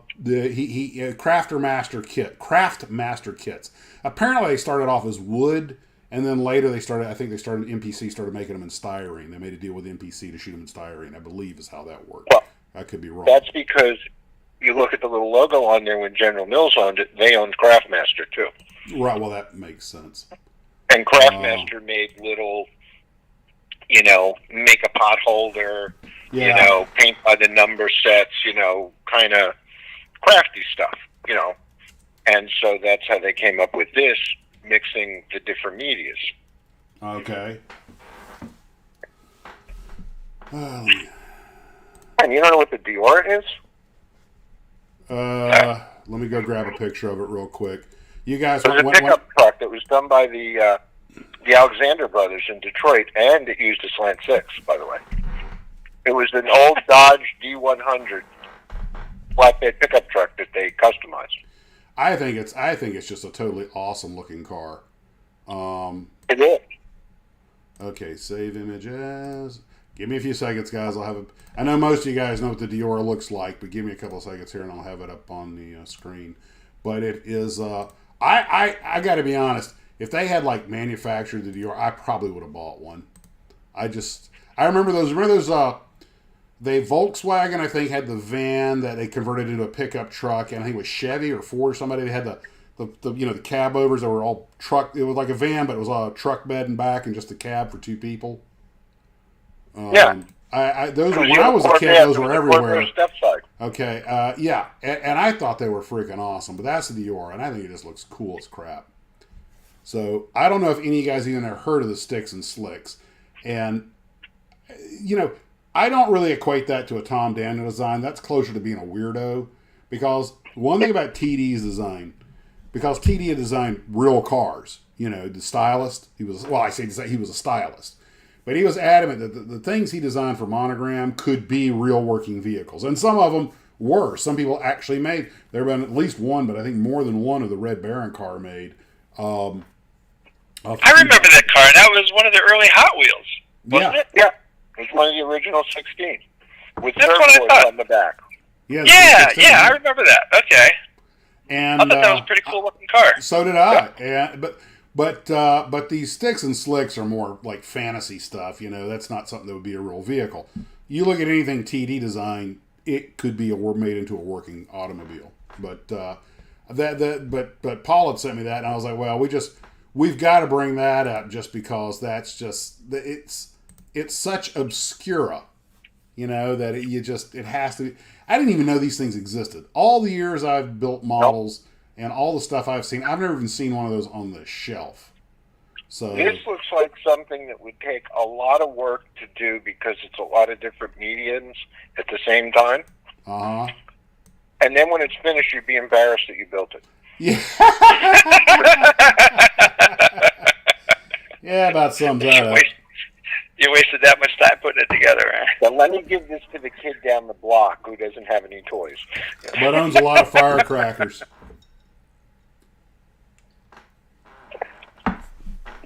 Anyway, I just thought that was an interesting little side tangent. Now you have all been educated. You now know that these things did in fact exist. They are not unicorns. They were real, for better or for worse. And now you know more than you did 10 minutes ago. Whether you wanted to or wait not. Wait for the run on eBay. eBay sale. I'll give you $10 if you'll take this. Yeah. And not tell anybody where you got it. Well, now, for something completely different. Okay. What? Okay. I was at Hurricane Hobbies the other day, and I talked about this recently in a video, but now I've got a few more pictures to throw up here. And you need to get a room there. It's 3 miles from my house, and it's a hobby shop. Put together they should set aside a little back room called Max's room and stick all the things in there that they know Max will buy. Yeah. They put those on the counter when I come in. Hey, look, man! I'm just glad that Hurricane is becoming like the nexus for model builders. You're starting to get a lot of people in the styrene that are passing through, and that's great. And I hope that if Bruce or the Mystic Model ship who's down to Daytona, or Trey or Fran, if they get up here to Jacksonville and take them by there and visit the place, and hopefully after Ian's restocked. I got the biggest compliment in the world from Bruce recently, the Mystic Modeler ships. He said that when I had mentioned his channel, he got a few extra subscriptions, and I'm like, I'm really glad. I love helping out people who are running YouTube channels and stuff, and anything that I can do to help out fellow modelers, I just love it. It's great. That's what makes all this worthwhile, and you meet the coolest people and everything, and I think Ian should stick a sign up in the store saying, as seen on Max's Models live stream. I might have to suggest that to him. Well, what you should do is you should have a sign in the window, Max will be here between, and you can change the time. Or Max is in town, he might show up. Not to toot my own horn, but he did say he had a couple of folks come in, one from South Carolina and one from somewhere else, and they were like, is this the place that Max hangs out? Because we see one of these. He can come in. I was like, man, I'm a celebrity. I'm gonna cry. No, it's great because people are getting to share. So the internet has been a big boon to modeling. I think a funny story you told, I don't know, sometime last year or maybe before, you were up in New York and you went around different places and you found this big hobby shop and you started talking to the owner. And he kind of sort of recognized you, and he said, "You're somebody important." Yeah, that was at the Red Caboose, and he's kind of like, "Yeah, some guy does history." I said, "Yeah, Max's Models, that's me." He goes, "You're important." And I'm like, "I am. I'm important." You know what you should do? You should get Ian to buy the store next door and make it a restaurant, and you could hold court for people. Oh, Lord. Or have lunch with Max. Yeah. Oh, Chris got a good idea. Have a live stream from Hurricane Hobbies. Well, we've talked about that. Actually, we might do something like that. Actually, if I were able to put together making the sitcom Model Citizens, Ian's offered to let us come in at night and shoot in the store. And if anybody has $400,000 for me to shoot a pilot with, hey. The thing is, I'm like, Ian, around this place, I'm not sure we need a script. We could probably just set up some security cameras with microphones, have everybody sign a waiver when they come in, and just cut out snippets, because the real people are far more interesting than anything a writer could write. You could get Raj from Big Bang to play Ian. Why not get Ian to play Ian? Nobody plays Ian better than Ian does. Well, that's true. And the beauty is Ian is really he's a very nice and very funny guy. And great sense. All the people that work there they're just. If I had to compare them to people in the sitcom, Ian would be. Oh gosh, I don't know if there's a direct corollary. Well, he owns a shop, so I guess he'd be Sam. Kieran would be Woody or Coach. Matt would be Woody. I would be either Cliff or Norm or some amalgamation of Cliff and Norm. which in itself is a rather creepy thought. But but anyway, they're a great bunch of guys, and I think one of the reasons that people really like going there is that they're just very humble, down to earth people, and they like what they're doing. And Ian is an absolute encyclopedia on radio control stuff because he's been into RC cars, so he builds his own from scratch. And so does I met a 15-year-old kid there that scratch builds his own RCs. I think I profiled him very quickly in one of the videos, and I was like, that is very comforting for me to see young people with that amount of go-getter and resourcefulness and technical expertise. It's very I don't know when he's validating or encouraging, But anyway, so I was looking at this King Kong, and why Rick and Pete put the glow in the dark head on it. I guess because Aurora did it. Because Kong, the only way Kong's gonna have a glow in the dark head. I mean, I guess if you go back to King Kong versus Godzilla when he's chewing on the electric cables and getting power, I mean, it's a stretch, but I'm trying to, But remember, I did a video just very recently about the accuracy of the Kaiju kits. Remember, they don't have to be accurate to an animal; they have to be accurate to the screen. And this one is. I can imagine some little kid building one of these things in the middle of the night, kind of wakes up and sees this floating head over there. Ken, I've already told you about my childhood nightmare fuel from these things. And for those who did not hear the story before, allow me to very quickly share a story. My very best friend when I was like, second, third, fourth grade, Jim Ledbetter, who later on, ironically, became a military aviator, which and I didn't even know he was interested. He loved dinosaurs. He loved monster movies. He loved everything. Okay, he was an Aurora kid. He had every creature Aurora made. I was terrified of that crap after being, shocked by seeing Godzilla for the first time. My dad was about 8 years old. Oh, by the way, before I forget, quick tangent. I don't know if you guys have watched the new Perry Mason, which is on one of the pay streaming services. It's really good. It's in the second season. Well, the last episode, he took his kid. He was trying to help his kid with his homework, and they were both bored to tears. So he said, "You want to go to a movie?" And this is taking place during the Depression. It's 1932. So they went and saw King Kong, right, at the theater. Now, mind you, it's 1932. And it shows King Kong killing a dinosaur and playing with a dead dinosaur. And you see him and his kid, and they're both sitting there with these shocked looks on their faces. Okay? And the next day, and I told Monica, I said, that was a look at my face the first time I saw Godzilla. Right? And, but hold on, it gets better. The next scene, a scene or two later, he's talking to his teacher while he didn't have his homework done. He goes, "Look, I took him to the movies last night. We saw King Kong. That dinosaur scene gave him nightmares." And I was like, yes, I am validated. I'm not the only one. Oh, God. So anyway, I just had to go there to go here. Actually, I just went there because I wanted to. Now we're back here. So, did you ever tell your wife this story? Oh, more than once. She's like, "Yes, me more. Oh. I know Godzilla traumatized you. That's why you love him now. You made friends with him." Which is exactly what happened. One night I'm waiting for a giant Godzilla doll to come flying into the bedroom on a cable when he's alone that Monica made to scare him. Well, yep, and that's what they'll be telling the ambulance crew and testifying to at the coroner's office. But I have all my Godzillas on display in the pilot room, and they're right when you walk through the room. Your eye goes right to them, and every time I walk through there, I'm kind of like, "That's right, bad boy. We're friends. I got you. I got your back." I don't know. I'm the one that built it and painted it. So anywho, so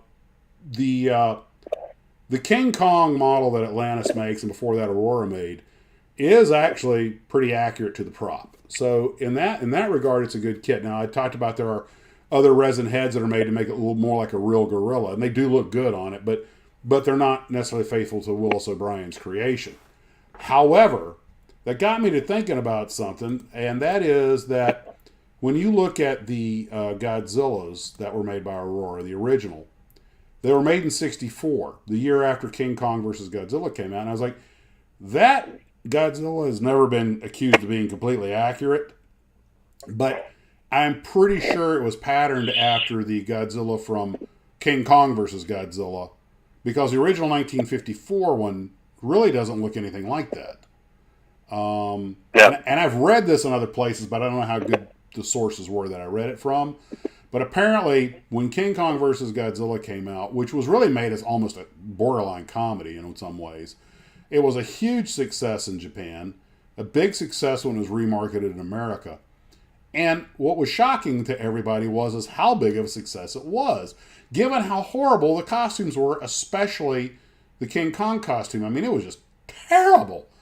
But I saw that movie as a kid, and I couldn't look at it, and I couldn't take my eyes away from it. It was like looking at that painting of Kramer from Seinfeld. It's like a train wreck. You can't look away. And I remember seeing King Kong Escapes at the theater, and the model work was so cheesy, but I was like 10 years old, 12 years old, and I freaking loved it. That little flying hovercraft they had in the submarine and everything. Why no one made a model of that? That's the first thing I'd have snatched off the shelf. Oh, I'm sorry. Getting back to what I was telling you about staying at my buddy Jim Ledbetter's house, he had all those Aurora models on his top shelf. Every night I try to go to bed, and I'm looking up, these damn things glowing in the dark over, and I'm just pulling the covers over my head. And I'm like, I think I'll go sleep in the living room. So yes, you're absolutely right that the glowy head, I am sure that has fueled more than one kid's nightmare. But the you guys are, I know I've harped on this before. The Godzilla model sold so well. They did over 3 million of them a year. It sold so well. It's the only time that I'm aware of that Aurora cut a second mold. And apparently, real Aurora files can look at the Godzilla model and tell you if it came out of mold 1 or mold 2. But that would be Phil. Yes, it would. So, but the thing is that what I want to talk about though was the accuracy or inaccuracy of the models, because when you look at the some of the new Godzilla models that have come out, they're in the Ghidorahs and some of the others, they're not. I mean, they're huge improvements over the old ones. They don't look anything like the real Godzilla. Well, that Godzilla, you see, you had a problem, Ken. Which one? Because he changed in every movie. There's actually a couple of numerous YouTube videos that go over every iteration because he changes in every single movie, which brings up the thing that movie nerds and Godzilla files and Kaiju fans and modelers love to talk about. You know, in the Godzilla verse, they want to ask, is he morphing or is there more than one? And those are like two camps. You know, Godzilla keeps morphing, can't be killed. Even when the oxygen destroyer burned him to his bones, he came back. But then they used the bones on another movie, and then like, no, there's more than one, or yeah, and I mean, it's like a Kirk versus Picard thing. You know, you go to a Comic-Con and bring that up, and you start a bar fight.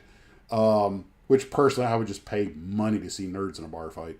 But the Godzilla on the right, I think is the new Lindbergh one. They cut a new mold for it. I don't know which movie it's from. It doesn't look quite right. The snout just looks like a middle-aged. It looks like a middle-aged Godzilla. Yeah, pot belly. Yeah.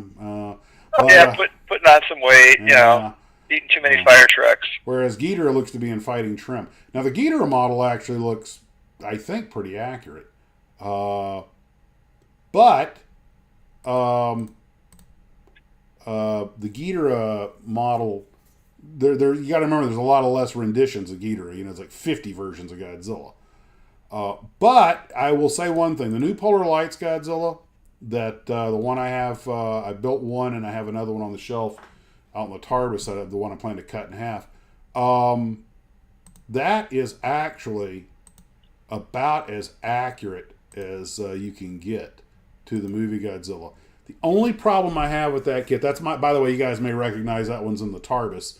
That's the when I first built the first one, which I have right over there in the pilot room on the bottom. That's the one I look at every time I walk by and go, hey buddy. But the only problem I have with that kit is that you can see the seam down the front of the leg as much as I filed away. It's hard to make those seams disappear, which is partly just because the model is so big, you know. But the seam down the middle of the face, down the middle of the nose, took a lot of grinding to get down. If I was going to manufacture a Godzilla mold, I think I would make... hold on, let me expand this real quick. Oops, hold on. Give me just a second here. Ooh, subway cars, crunchy on the outside, chewy on the middle. That's right, baby. So, hold on, let me... Okay, what I would probably do is make the face a one piece. Put the seams behind the ears and under the jawline or something. But having to go right down the middle of the nose puts it in the most focal point of the creature. And I painted his pupils where he's looking down at the little peasants that he's crushing. Wahaha. The other little mistake they made, which isn't a big deal, is that's a Type 61 Japanese tank, which came about in the later movies. But in this movie, they were using Chaffies. So if I find I told myself if I find a 1 to 144 scale Chaffee, I'm going to replace it. But that I cut the muzzle brake off the end of the barrel to make it look more like the one in the movies. But one of the things I liked about the movie was the tanks, when they started shooting at him, they actually did drive him off, and they had the good sense to hit reverse and get out of there before he torched them. In later movies, he's melting the tanks, but in the first movie, he didn't. And I put a lot of work into that model. There's about 4 different colors of red and pink in the jawline, in the mouth. Of course, it's a black and white movie. I'm assuming it's supposed to be pink inside the mouth. But the teeth. But I saw somebody that actually cut up some Sidewinder missiles and replaced the teeth with longer teeth that he made out of those cut up missiles, and it looked a lot better. What are you snickering at? Cut up missiles. Yeah, the irony was not lost on me. Godzilla eat that subway. But that is about as accurate a kit of a kaiju or any monster that I've seen. The only other ones I've seen that were super accurate, some of Aurora's kits, like the Invisible Man, are actually quite good. But I mean, part of me wishes they'd had like a clear Claude Rains face you could put behind it just to add something to it. But we did our builds and some of the submissions of the Invisible Man were truly beautiful works, and the Dracula and some of the others, but some of them not so great. The Frankenstein's good, but a few of them, the one that was the big loser, it's like the only one of them they made that was a real loser was the witch on the cauldron. Apparently I think maybe because she wasn't off of any kind of recognized property. But I like the way the box says ages 10 plus. Yeah, I think that's more of a choking hazard concern. They figure if you're over 10 years old, you know enough not to stick the parts in your mouth. But, anyway. Maybe that's the age they could put it together. Aurora's Invisible Man is too visible, though. Godzilla eats at Subway. Yeah. Sub sandwich, baby. That was the old joke, they had about as much chance as a submarine in a Godzilla movie. I'm sorry, but in King Kong versus Godzilla didn't cause that sub to crash. Those idiots just drove it into an iceberg. I'm sorry. I can't even feel sorry for you. But I knew disaster was going to strike when they're headed towards an iceberg and they submerge. I'm like, you do know more that's underwater than above water. You guys probably should just stop where you're at. Send somebody over in a rubber dinghy. But, so I was just wondering, though, what do you guys consider the best of the monster and kaiju kits? And to me, my vote goes to this Polar Lights Godzilla. I think it's the most screen accurate of the kits out there. But what say ye? And I'll give folks a minute to fill that out in the comment section, and then we'll move on to some other things. One of them is, and my wife, what? See what Claire says? I knew a guy who used teeth and claws from roadkill on his monster kits. Okay. Since you brought that up, I should not even be telling you this, but I just can't not. Oh, God. Here comes a good story. I was going to make like a dead Godzilla diorama or something like that.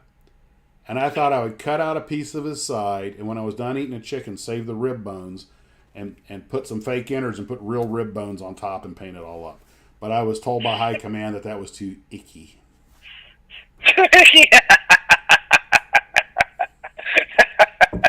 We have to dry the bones out first.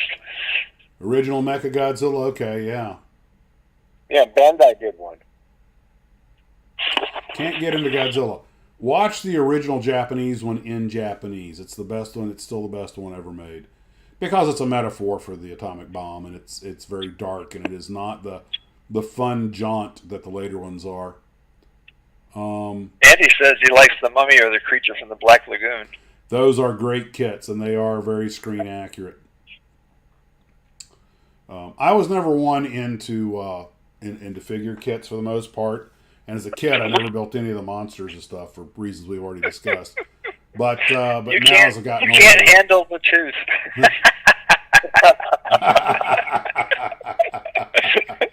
That was good. So what you're saying is I should use the chicken rib bones as teeth. Very good idea. I like that. They're already curved. Yeah, that worked. Yeah, a lot of folks. The kaiju kits are definitely, people are either into them or they're not. There's not a lot of middle ground there. Moving on to the next kind of sci-fi. My wife. What? Is roadkill parts considered scratch build or aftermarket? Well, since you scraped it along the pavement, I guess it's scratch build. What, too soon?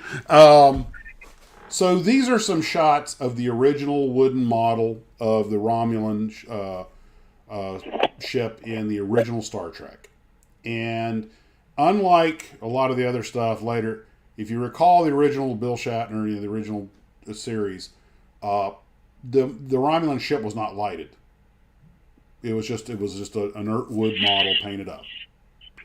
And my wife was saying, you're doing a kitbash. Wouldn't it be cool if somebody took like the Enterprise, say it was captured by the Klingons or the Romulans, and did an Enterprise in Romulan markings. And that would actually make we've got the alternative, Mirror Universe Enterprise, which was pretty cool. And I was saying, a Romulan or Klingon Enterprise would actually be kind of a cool sort of kit bash to do. And, so I went online and I thought, well, somebody's probably already done that because that's kind of, but I could not find anything. No pictures of models or this is the only piece of art that I could find. One person had done one. And, that was kind of I thought that was kind of a cool concept, which brings up the question: if you were going to play with a science fiction franchise, what would you do? And good night, Chris. Good night.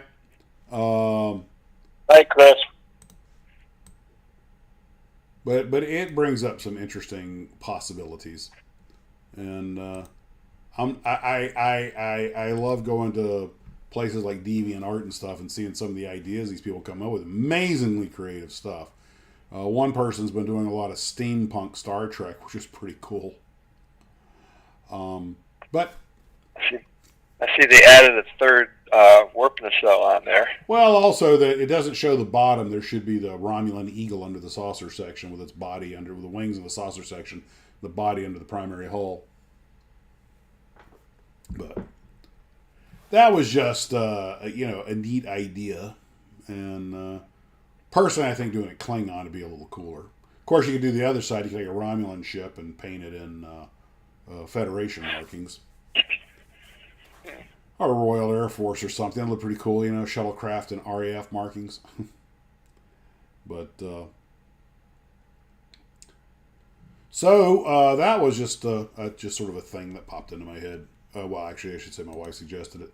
So, guys, that's all the prepared stuff that I had. So, let's find out what's going on with everybody. And Matthew said, I would love to see an X-Wing fighter in mint condition, fresh from the factory. Oh, that would make a good build. A shiny new X-Wing, yeah. Well, you know, if you were to take a TIE fighter and put it in Japanese Imperial markings or Luftwaffe World War II markings, which one Plucher, I forget it was it Trey that did that? Anyway, it fit right in. It had the look. The X-Wing would look good in Army Air Corps or RAF markings. So would a Y-Wing. My brother and I used to joke that the Y-Wing was the Hawker Hurricane of space. You know, it was competent in its time, but a little outdated by the time the big battle began. Well, actually, you know, you kind of did a alternate universe with the Enterprise. Which one was that? The Russian version? Oh, yeah, the Enterprise ski. The NCCP 1701. That was Red Star Trek. You guys, it's still up. You guys can go out on YouTube and see it. Like, what would Star Trek be like? What would Star Trek be like? It was made in the in the old Soviet Union, and would be wide and not working, and making lots of noise, smoke. And I cut up an Enterprise, gave it gold wing engines, and not made quite right. Let me see if I can find that real quick. You don't have it sitting around your TARDIS or something? I threw it away. You threw it away? You know, you could have given it to somebody. They would have loved to have had it. Well, I threw it away a long time ago. Whoops. Res Star Trek. Okay, I got the space in the wrong place. Let's see. Red Dwarf Trek? That would be weird. Let's see. Red Star Trek. Oops. Okay, helps up with the D on the Smithsonian will have an X-Wing they were working on in Udvar Uzi. Well, it was a long, long time ago. Who dies first? Red shirts versus stormtroopers.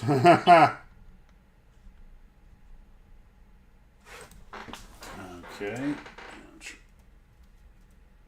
Yeah, they rotoscoped that. The Star Wars attack on the Death Star.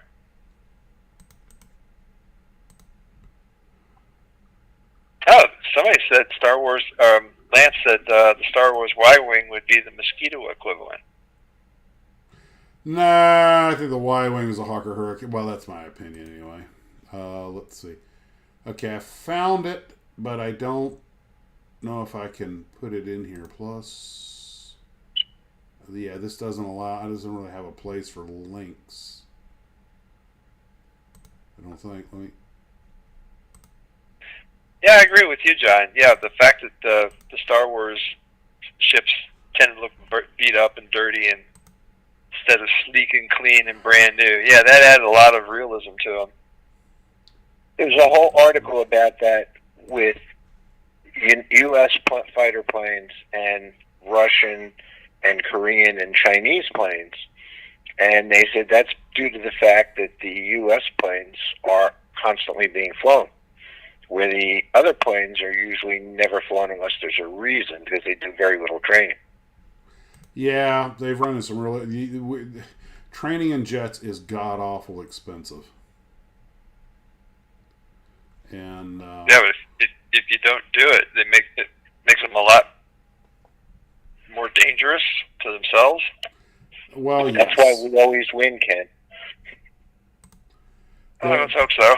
There is no question that training is expensive. Not training is more expensive. Mm-hmm. I found it on YouTube, but I don't have a way of linking it in or anything. I could probably put it in the comment section later. But do I even have a edit video? Let me see if I've got any links. Any what do you call it? Keep fan films, parodies, and other stuff. I read an article a few years ago about the German pilots that fly for the Luftwaffe. Many of them do it just for the prestige. They really don't want to fly the plane. They just want Star to Trek. That's in there. be a pilot, impress the girls. Huh. Hopefully that works for them.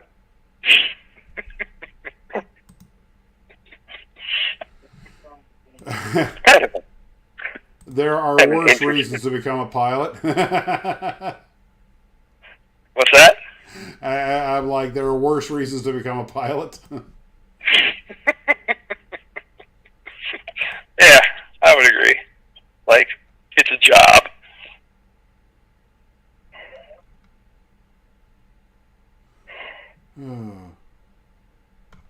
Oh, just found an email from TD.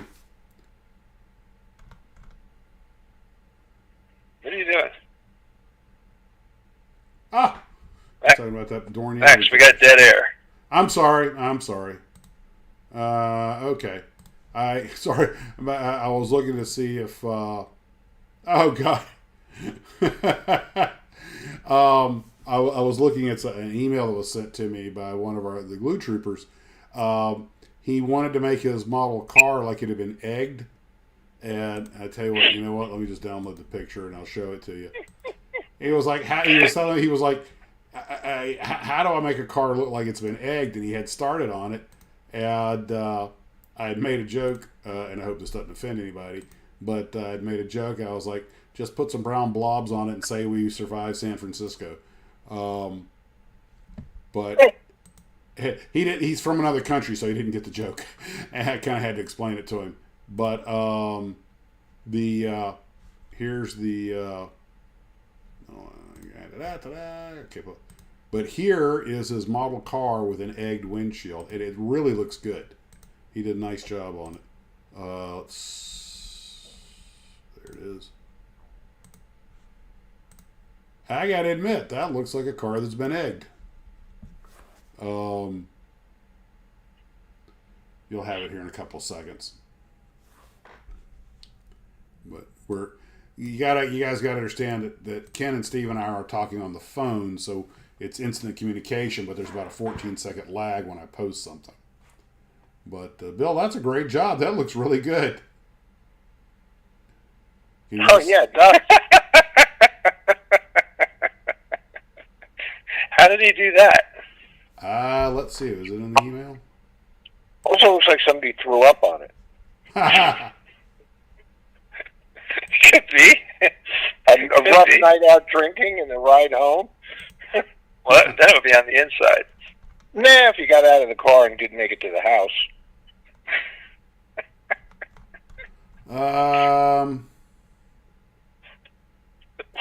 This I is didn't say how he did bit of a it tangent. looks good. One time,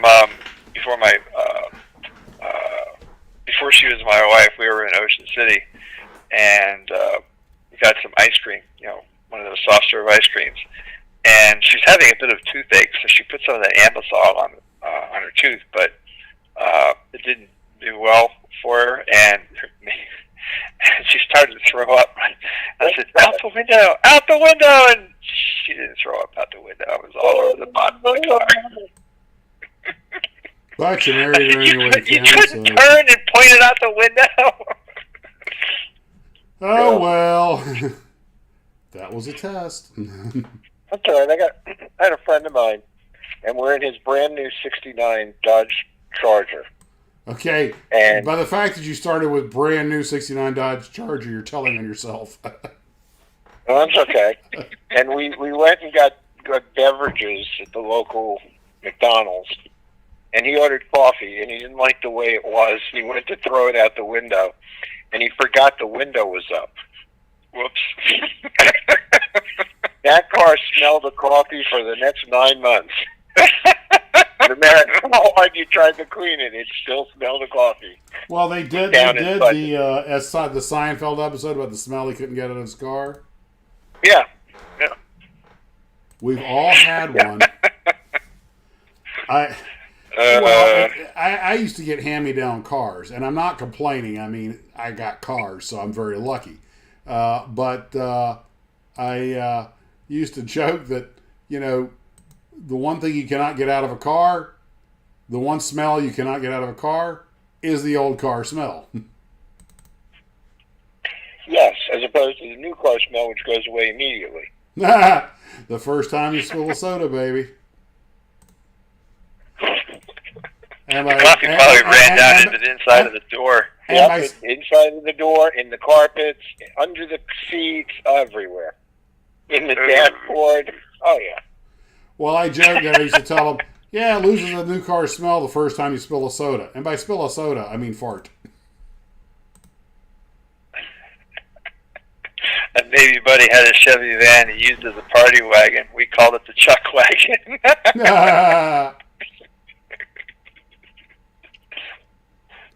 Well, so somebody read the comment thread and see what's going on, because I have covered all the material I had prepared, so now it's kind of a Q&A or whatever you guys like to chat about.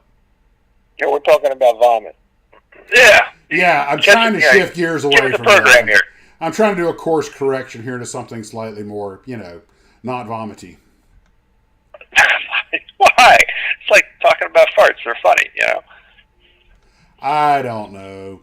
There's something about the fact that I'll be eating dinner when we're done here, but hey, just me. Oh, come on, that never stopped you before. It doesn't help that Honey has developed a recent tendency to want to give breakfast back after 15 minutes. And, oh, now we're on the chewing tobacco. Oh, gross.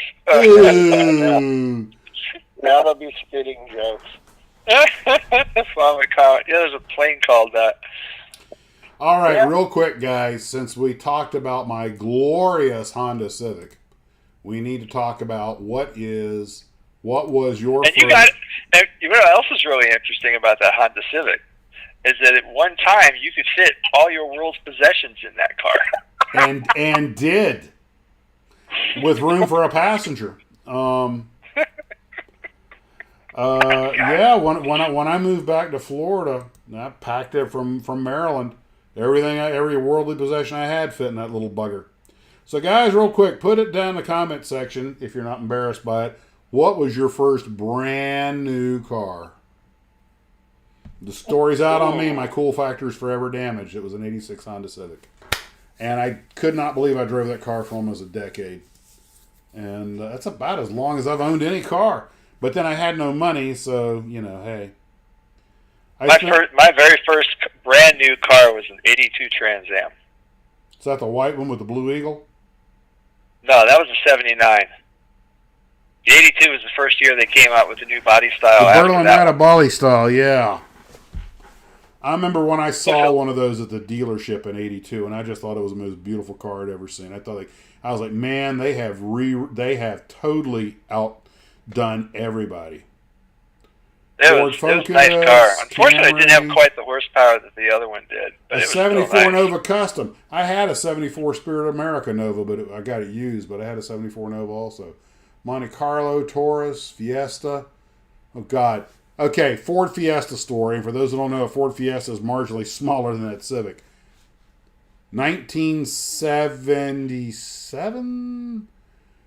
Me, my younger brother, my younger sister, and my older sister, 4 of us, with all our luggage, piled into one of our 2 Ford Fiestas. We had a blue one and a maroon one.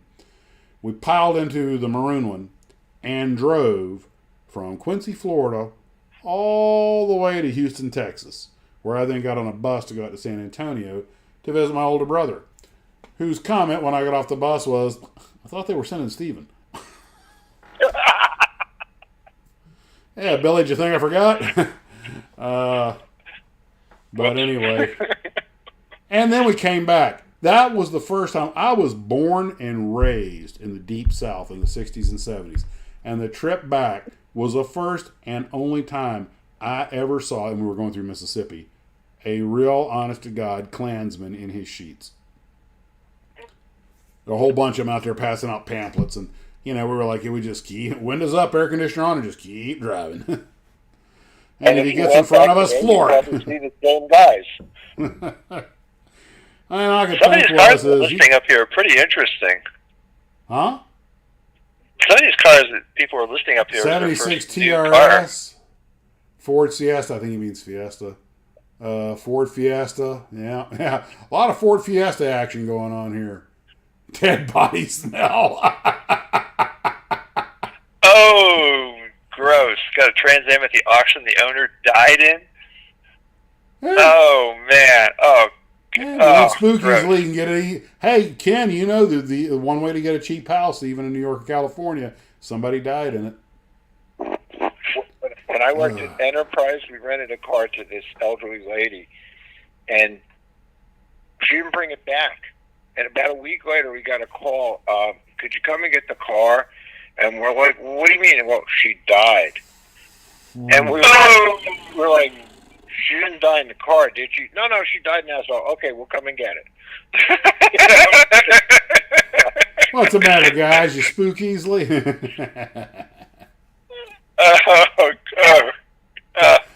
I saw at the last Modelpalooza a diorama, and it shows an American armored car being attacked by the Germans, all these dead Americans with blood all over them, all outside the vehicle. And I was kind of like, come on, guys. I mean, I know it's an accurate representation of war, but there are kids here. Everything was flat except the blood. That was gloss and shiny. Oh, wow. It's actually hard to look at. It's like, I know that crap happened, but just, TR6 from my neighbor sold it. 86 Monte Carlo. I had a friend of mine had a TR6. He bought it new. A friend of mine had a Spitfire. Was always broken. He had a CB in it, and his handle was doorstop. Guys, some folks are asking my email address, so I'm going to type it in here. It's Max's Models at Yahoo, but let me just...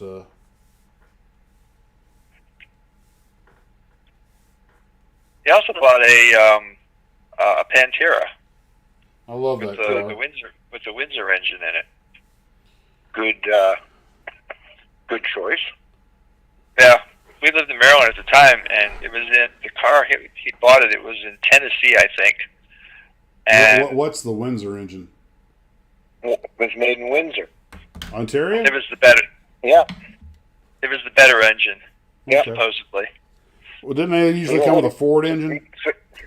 Yeah, 351. Uh-huh. Did you get it? So he bought it in Tennessee, you said? Yeah, so we drove down there. From Elvis? No. We drove down to Tennessee, and then we rented a car carrier and put it on the car carrier so he didn't put mileage on it. And when we got back, he let me sit in a cool looking car, but awkward. The front wheel into the passenger compartment. Well, it was on the driver's side too.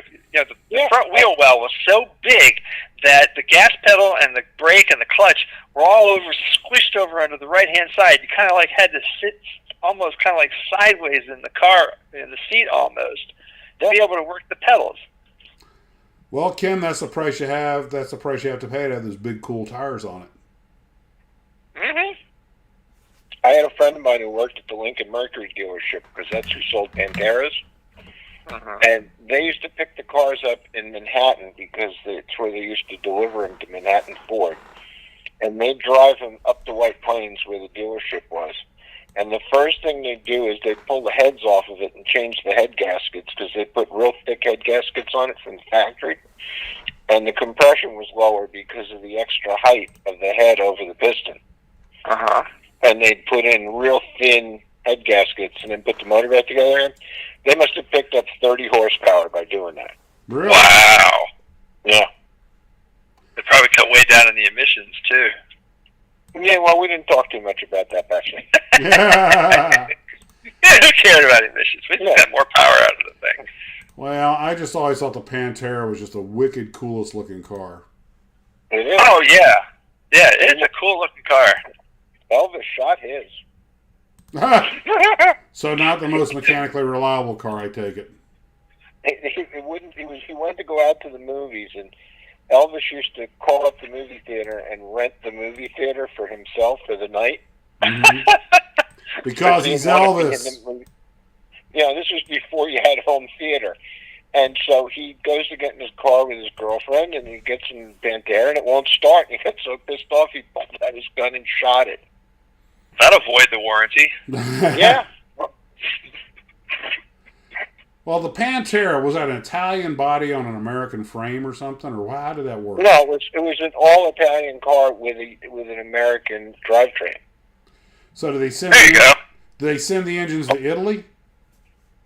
Yes. Okay, so the car came to the U.S. complete. Yep. So I take it the idea behind putting the American engine was just to make maintenance easier? Well, it was to get the power up, too, and make it more reliable. Are you implying that Italian sports cars don't have reliable engines?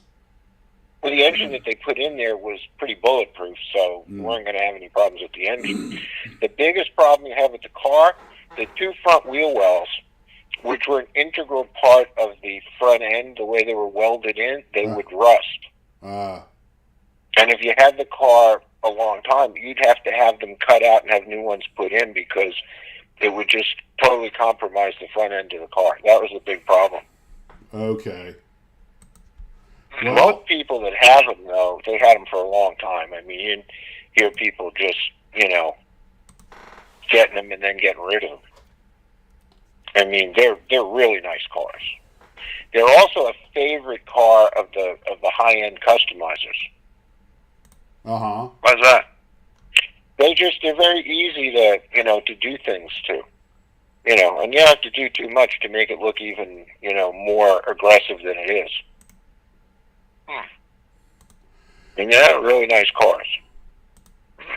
Well, that Never got a chance to drive it, although based on where the pedals were and how you had to sit to get to them, it didn't seem like it was a very comfortable car to drive. Well, you gotta have small feet, Ken.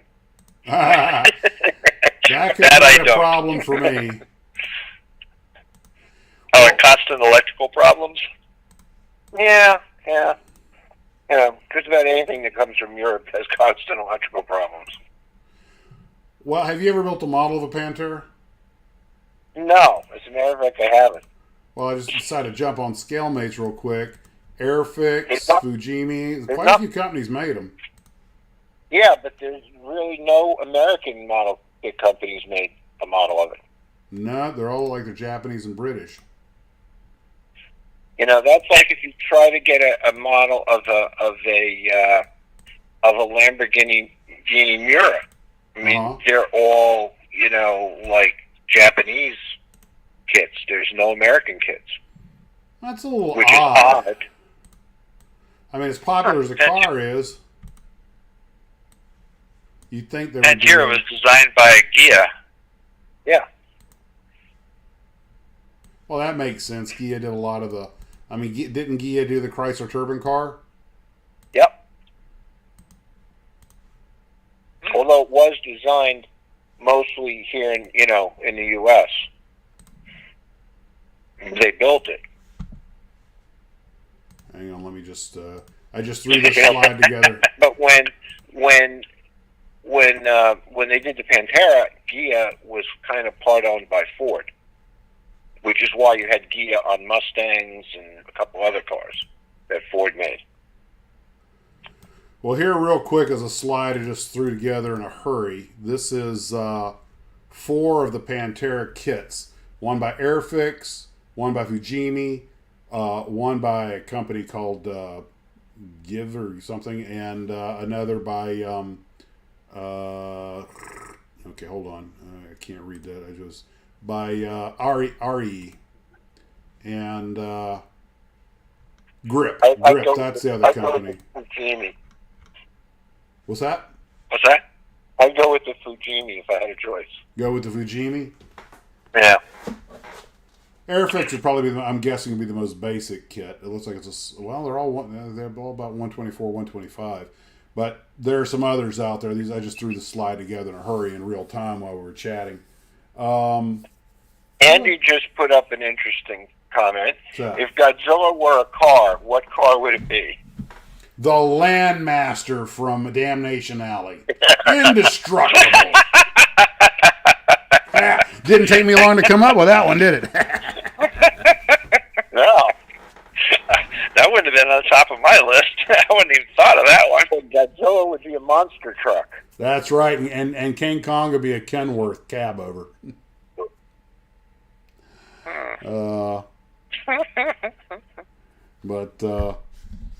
You know what? I wonder if anybody made a model of a car would be Landmaster. friggin' huge. Let me look here real quick. Landmaster. Yeah, TR7 was a nice car. Monsters in Motion is the only company that made a model of the Landmaster from Damnation Alley, and it's in 1/35, which means you can put it with your armor kits. Now that's odd. That's a pretty iconic vehicle for being, the only vehicle in a rather second-rate movie, but although I got to admit, I kind of enjoyed it. I watched Pierce Films production about the making of it, and what's-his-name used that thing until the day he died. He said that thing always made money because it was always getting rented for stuff. And it worked. What's his name? Not Winfield, but Jeffries. Jeffries. It worked. Which one was that? The Landmaster from Damnation Alley. Landmaster from Damnation Alley. Oh, yeah. I read somewhere several years ago that it was had it parked out next to the road. You could drive by it and see it. Yep. Yeah, if you ever watch... Huh? You used to have it parked outside his shop off the 101 in California. You drive by, you could see it sitting out there. Yeah. In fact, if you watch the movie, the independent film, The Wizard of Space and Time, he's riding his bicycle. He rides right past Jeffrey's place. You just see it parked back there along with a couple other vehicles. And, okay. That was pretty cool. That was pretty cool. Here's the model I was talking about.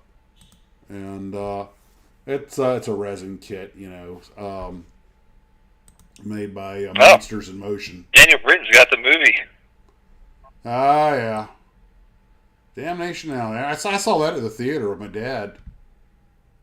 And George Papard. I thought it started out kind of it had a lot of possibility when it started out, but I don't think they fully realized the entire subject they were going after. Yeah, I thought the movie could have been better done. Yeah, well, that was kind of a budget flick, although most of the money went to making the Landmaster. But remember George Papard, Jan Michael Vincent, and I think Paul Winfield. Yep, absolutely. And I mean, when you're 12 years old and you're watching it, it's a great fun movie. You watch it today, that's a movie that could be remade, but I think the whole nuclear war thing is kind of. A lot of movies, a lot of TV shows and stuff basically are Damnation Alley. You look at The Last of Us, The Road, The Walking Dead. They're more or less all apocalyptic themes like that. And so, well, guys, that's everything I got. Does anybody have anything they particularly want to discuss before we hang it up for the night?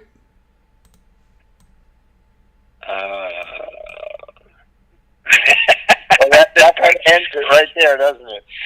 Best part of Damnation Alley was the fact that Albany, New York, was the sole survivor of World War III. Said everyone who lives in Albany. That'd be enough just to make you want to end it right there. No, Steve, for you, it'd be if it was Cleveland. Nobody wanted to nuke Albany. Wasn't worth one. Okay, there's something I have to explain. Where I'm from, down in the Panhandle of Florida, just north of us in Georgia, is a small city called Albany, Georgia.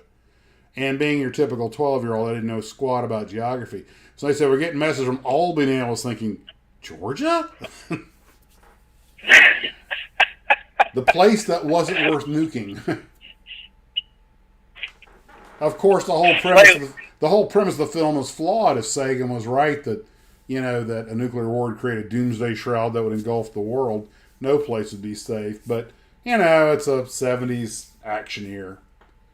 An excuse to have Paul Winfield eaten by mutant cockroaches, which were clearly on a net that was being dragged. Even I picked up on that when I saw the movie. Still kind of creepy and a horrible way to go, though. Yeah, so he runs inside of a car, inside of which there are skeletons, and thinks he's going to be safe. Yeah, that makes a lot of sense.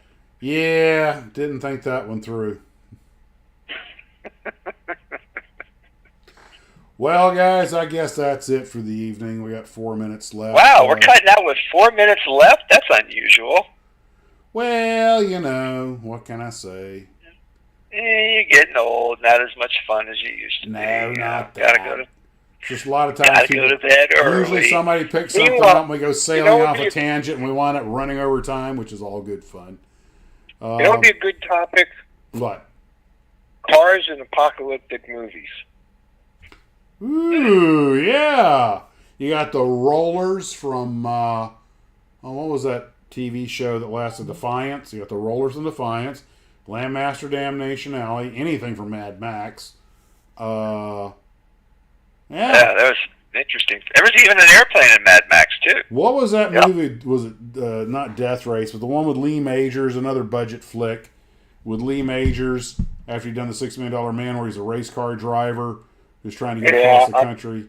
I know the movie. I can't remember the name. Burgess Meredith is chasing him in an F-86. And what I love is I remember seeing the poster for that movie. I saw the movie on TV. I didn't watch it in the theater. But Burgess Meredith, on the poster, it said he was using an F-4 Phantom, but he was actually using an F-86. Somebody probably knows. I'll bet we're going to have an answer here in the comment section in a minute. Slightly different aircraft. I want a Phantom Huey that doesn't cost $650. I remember seeing the Phantom Huey and go, nah, I don't need that. Now, of course, you wish you had put it away. The Last Chase, there you go, or Last Race, okay. One of those two. Okay, sometimes they the apocalypse always came too late for my math test. RoboCop, not exactly possible. Okay, guys. Well, listen, that was great. We've had a good time. And out of cough medicine. Oh, I ran out a while ago. The little glass was cough medicine. The big glass was tea. And hey, I got through this without taking a break. And we buried the soldier. Heroes Truck and Space Hunter 3D.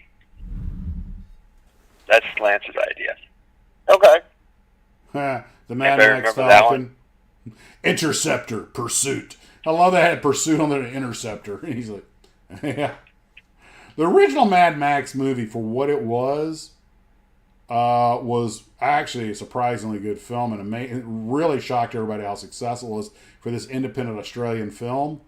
But the part about it that cracked me up was apparently a lot of the tough biker types were exactly that. They were extras that the producer or the director hired from some local biker gang. And he said there were actually issues on the set keeping these guys, from actually causing problems. They managed to politic their way through it. And I was going, well, that explains the authentic feel.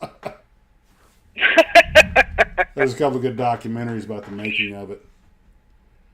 Well, guys, I appreciate you coming out and spending some time with us. I hope you had a good time.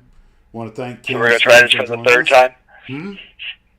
Third time's a charm, Ken. Come on. The tummy growling. The tummy rules. That could be a t-shirt. There you go. Well, unless you got something else you want to talk about that has to do with models. Has to do with models? Really? We're going to restrict it that much? Well, that's kind of the raison d'etre of the show, but we never, really take that as a hard and fast. We ran out the cartoons thing last week, Ken. Yeah, true. All right, guys. Thanks for joining us. Hope you had a good time. Hopefully, we'll see you next week. And as always, model on. Good night, gang.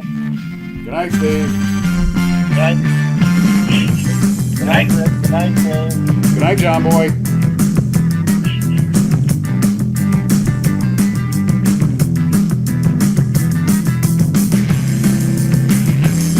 I took a picture of my last kid. It's out of focus. I'm fixing it. I use the autofocus and then I read you. Oh, it's in color. The wings are green. The belly's light gray. It's looking mean. I like to build them when there's no one else around.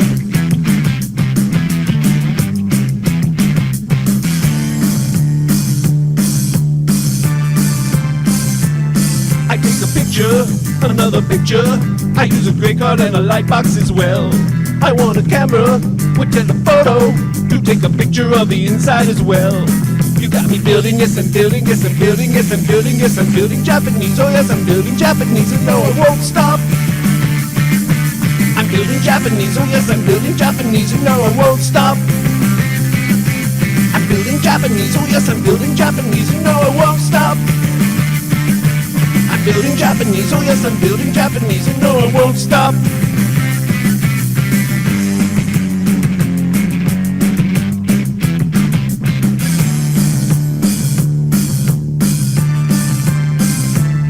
I built Tamiya and Hiroshima and Hasagawa when I find them on sale. I build an airplane or a kaiju, cause I'm a Korean with intelligent male. You got me building, yes I'm building, yes I'm building, yes I'm building, yes I'm building Japanese, oh yes I'm building Japanese, and no I won't stop. I'm building Japanese, oh yes I'm building Japanese, and no I won't stop. I'm building Japanese, oh yes I'm building Japanese, and no I won't stop. I'm building Japanese, oh yes I'm building Japanese, and no I won't stop. Uki and Mania and Maru-san and Nishimo for a start. Nito Nishi like no other. Tsukushimi Maru's took it over, not Fuji. Oh yes I'm building Japanese, oh yes I'm building Japanese, and no I won't stop. I'm building Japanese, oh yes I'm building Japanese, and no I won't stop. I'm building Japanese, oh yes I'm building Japanese, and no I won't stop. I'm building Japanese, oh yes I'm building Japanese, and no I won't stop.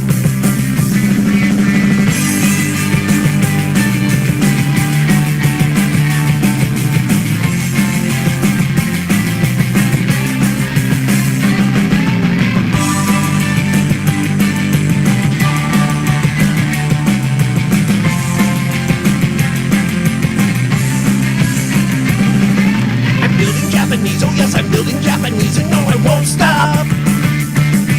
I'm building Japanese, oh yes, I'm building Japanese, and no, I won't stop. I'm building Japanese, oh yes, I'm building Japanese, and no, I won't stop. I'm building Japanese, oh yes, I'm building Japanese, and no, I won't stop.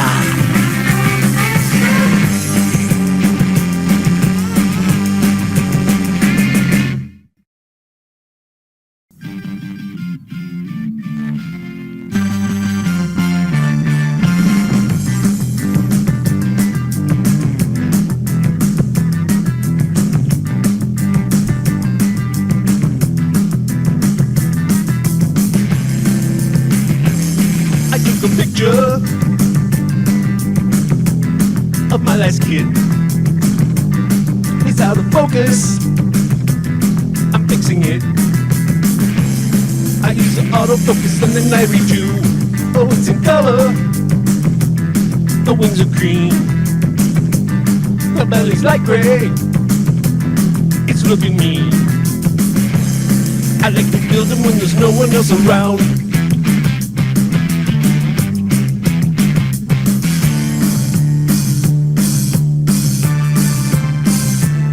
I take a picture, another picture. I use a gray card and a light box as well. I want a camera with telephoto to take a picture of the inside as well. You got me building, yes I'm building, yes I'm building, yes I'm building, yes I'm building Japanese, oh yes I'm building Japanese, and no I won't stop. I'm building Japanese, oh yes I'm building Japanese, and no I won't stop. I'm building Japanese, oh yes I'm building Japanese, and no I won't stop. I'm building Japanese, oh yes I'm building Japanese, and no I won't stop.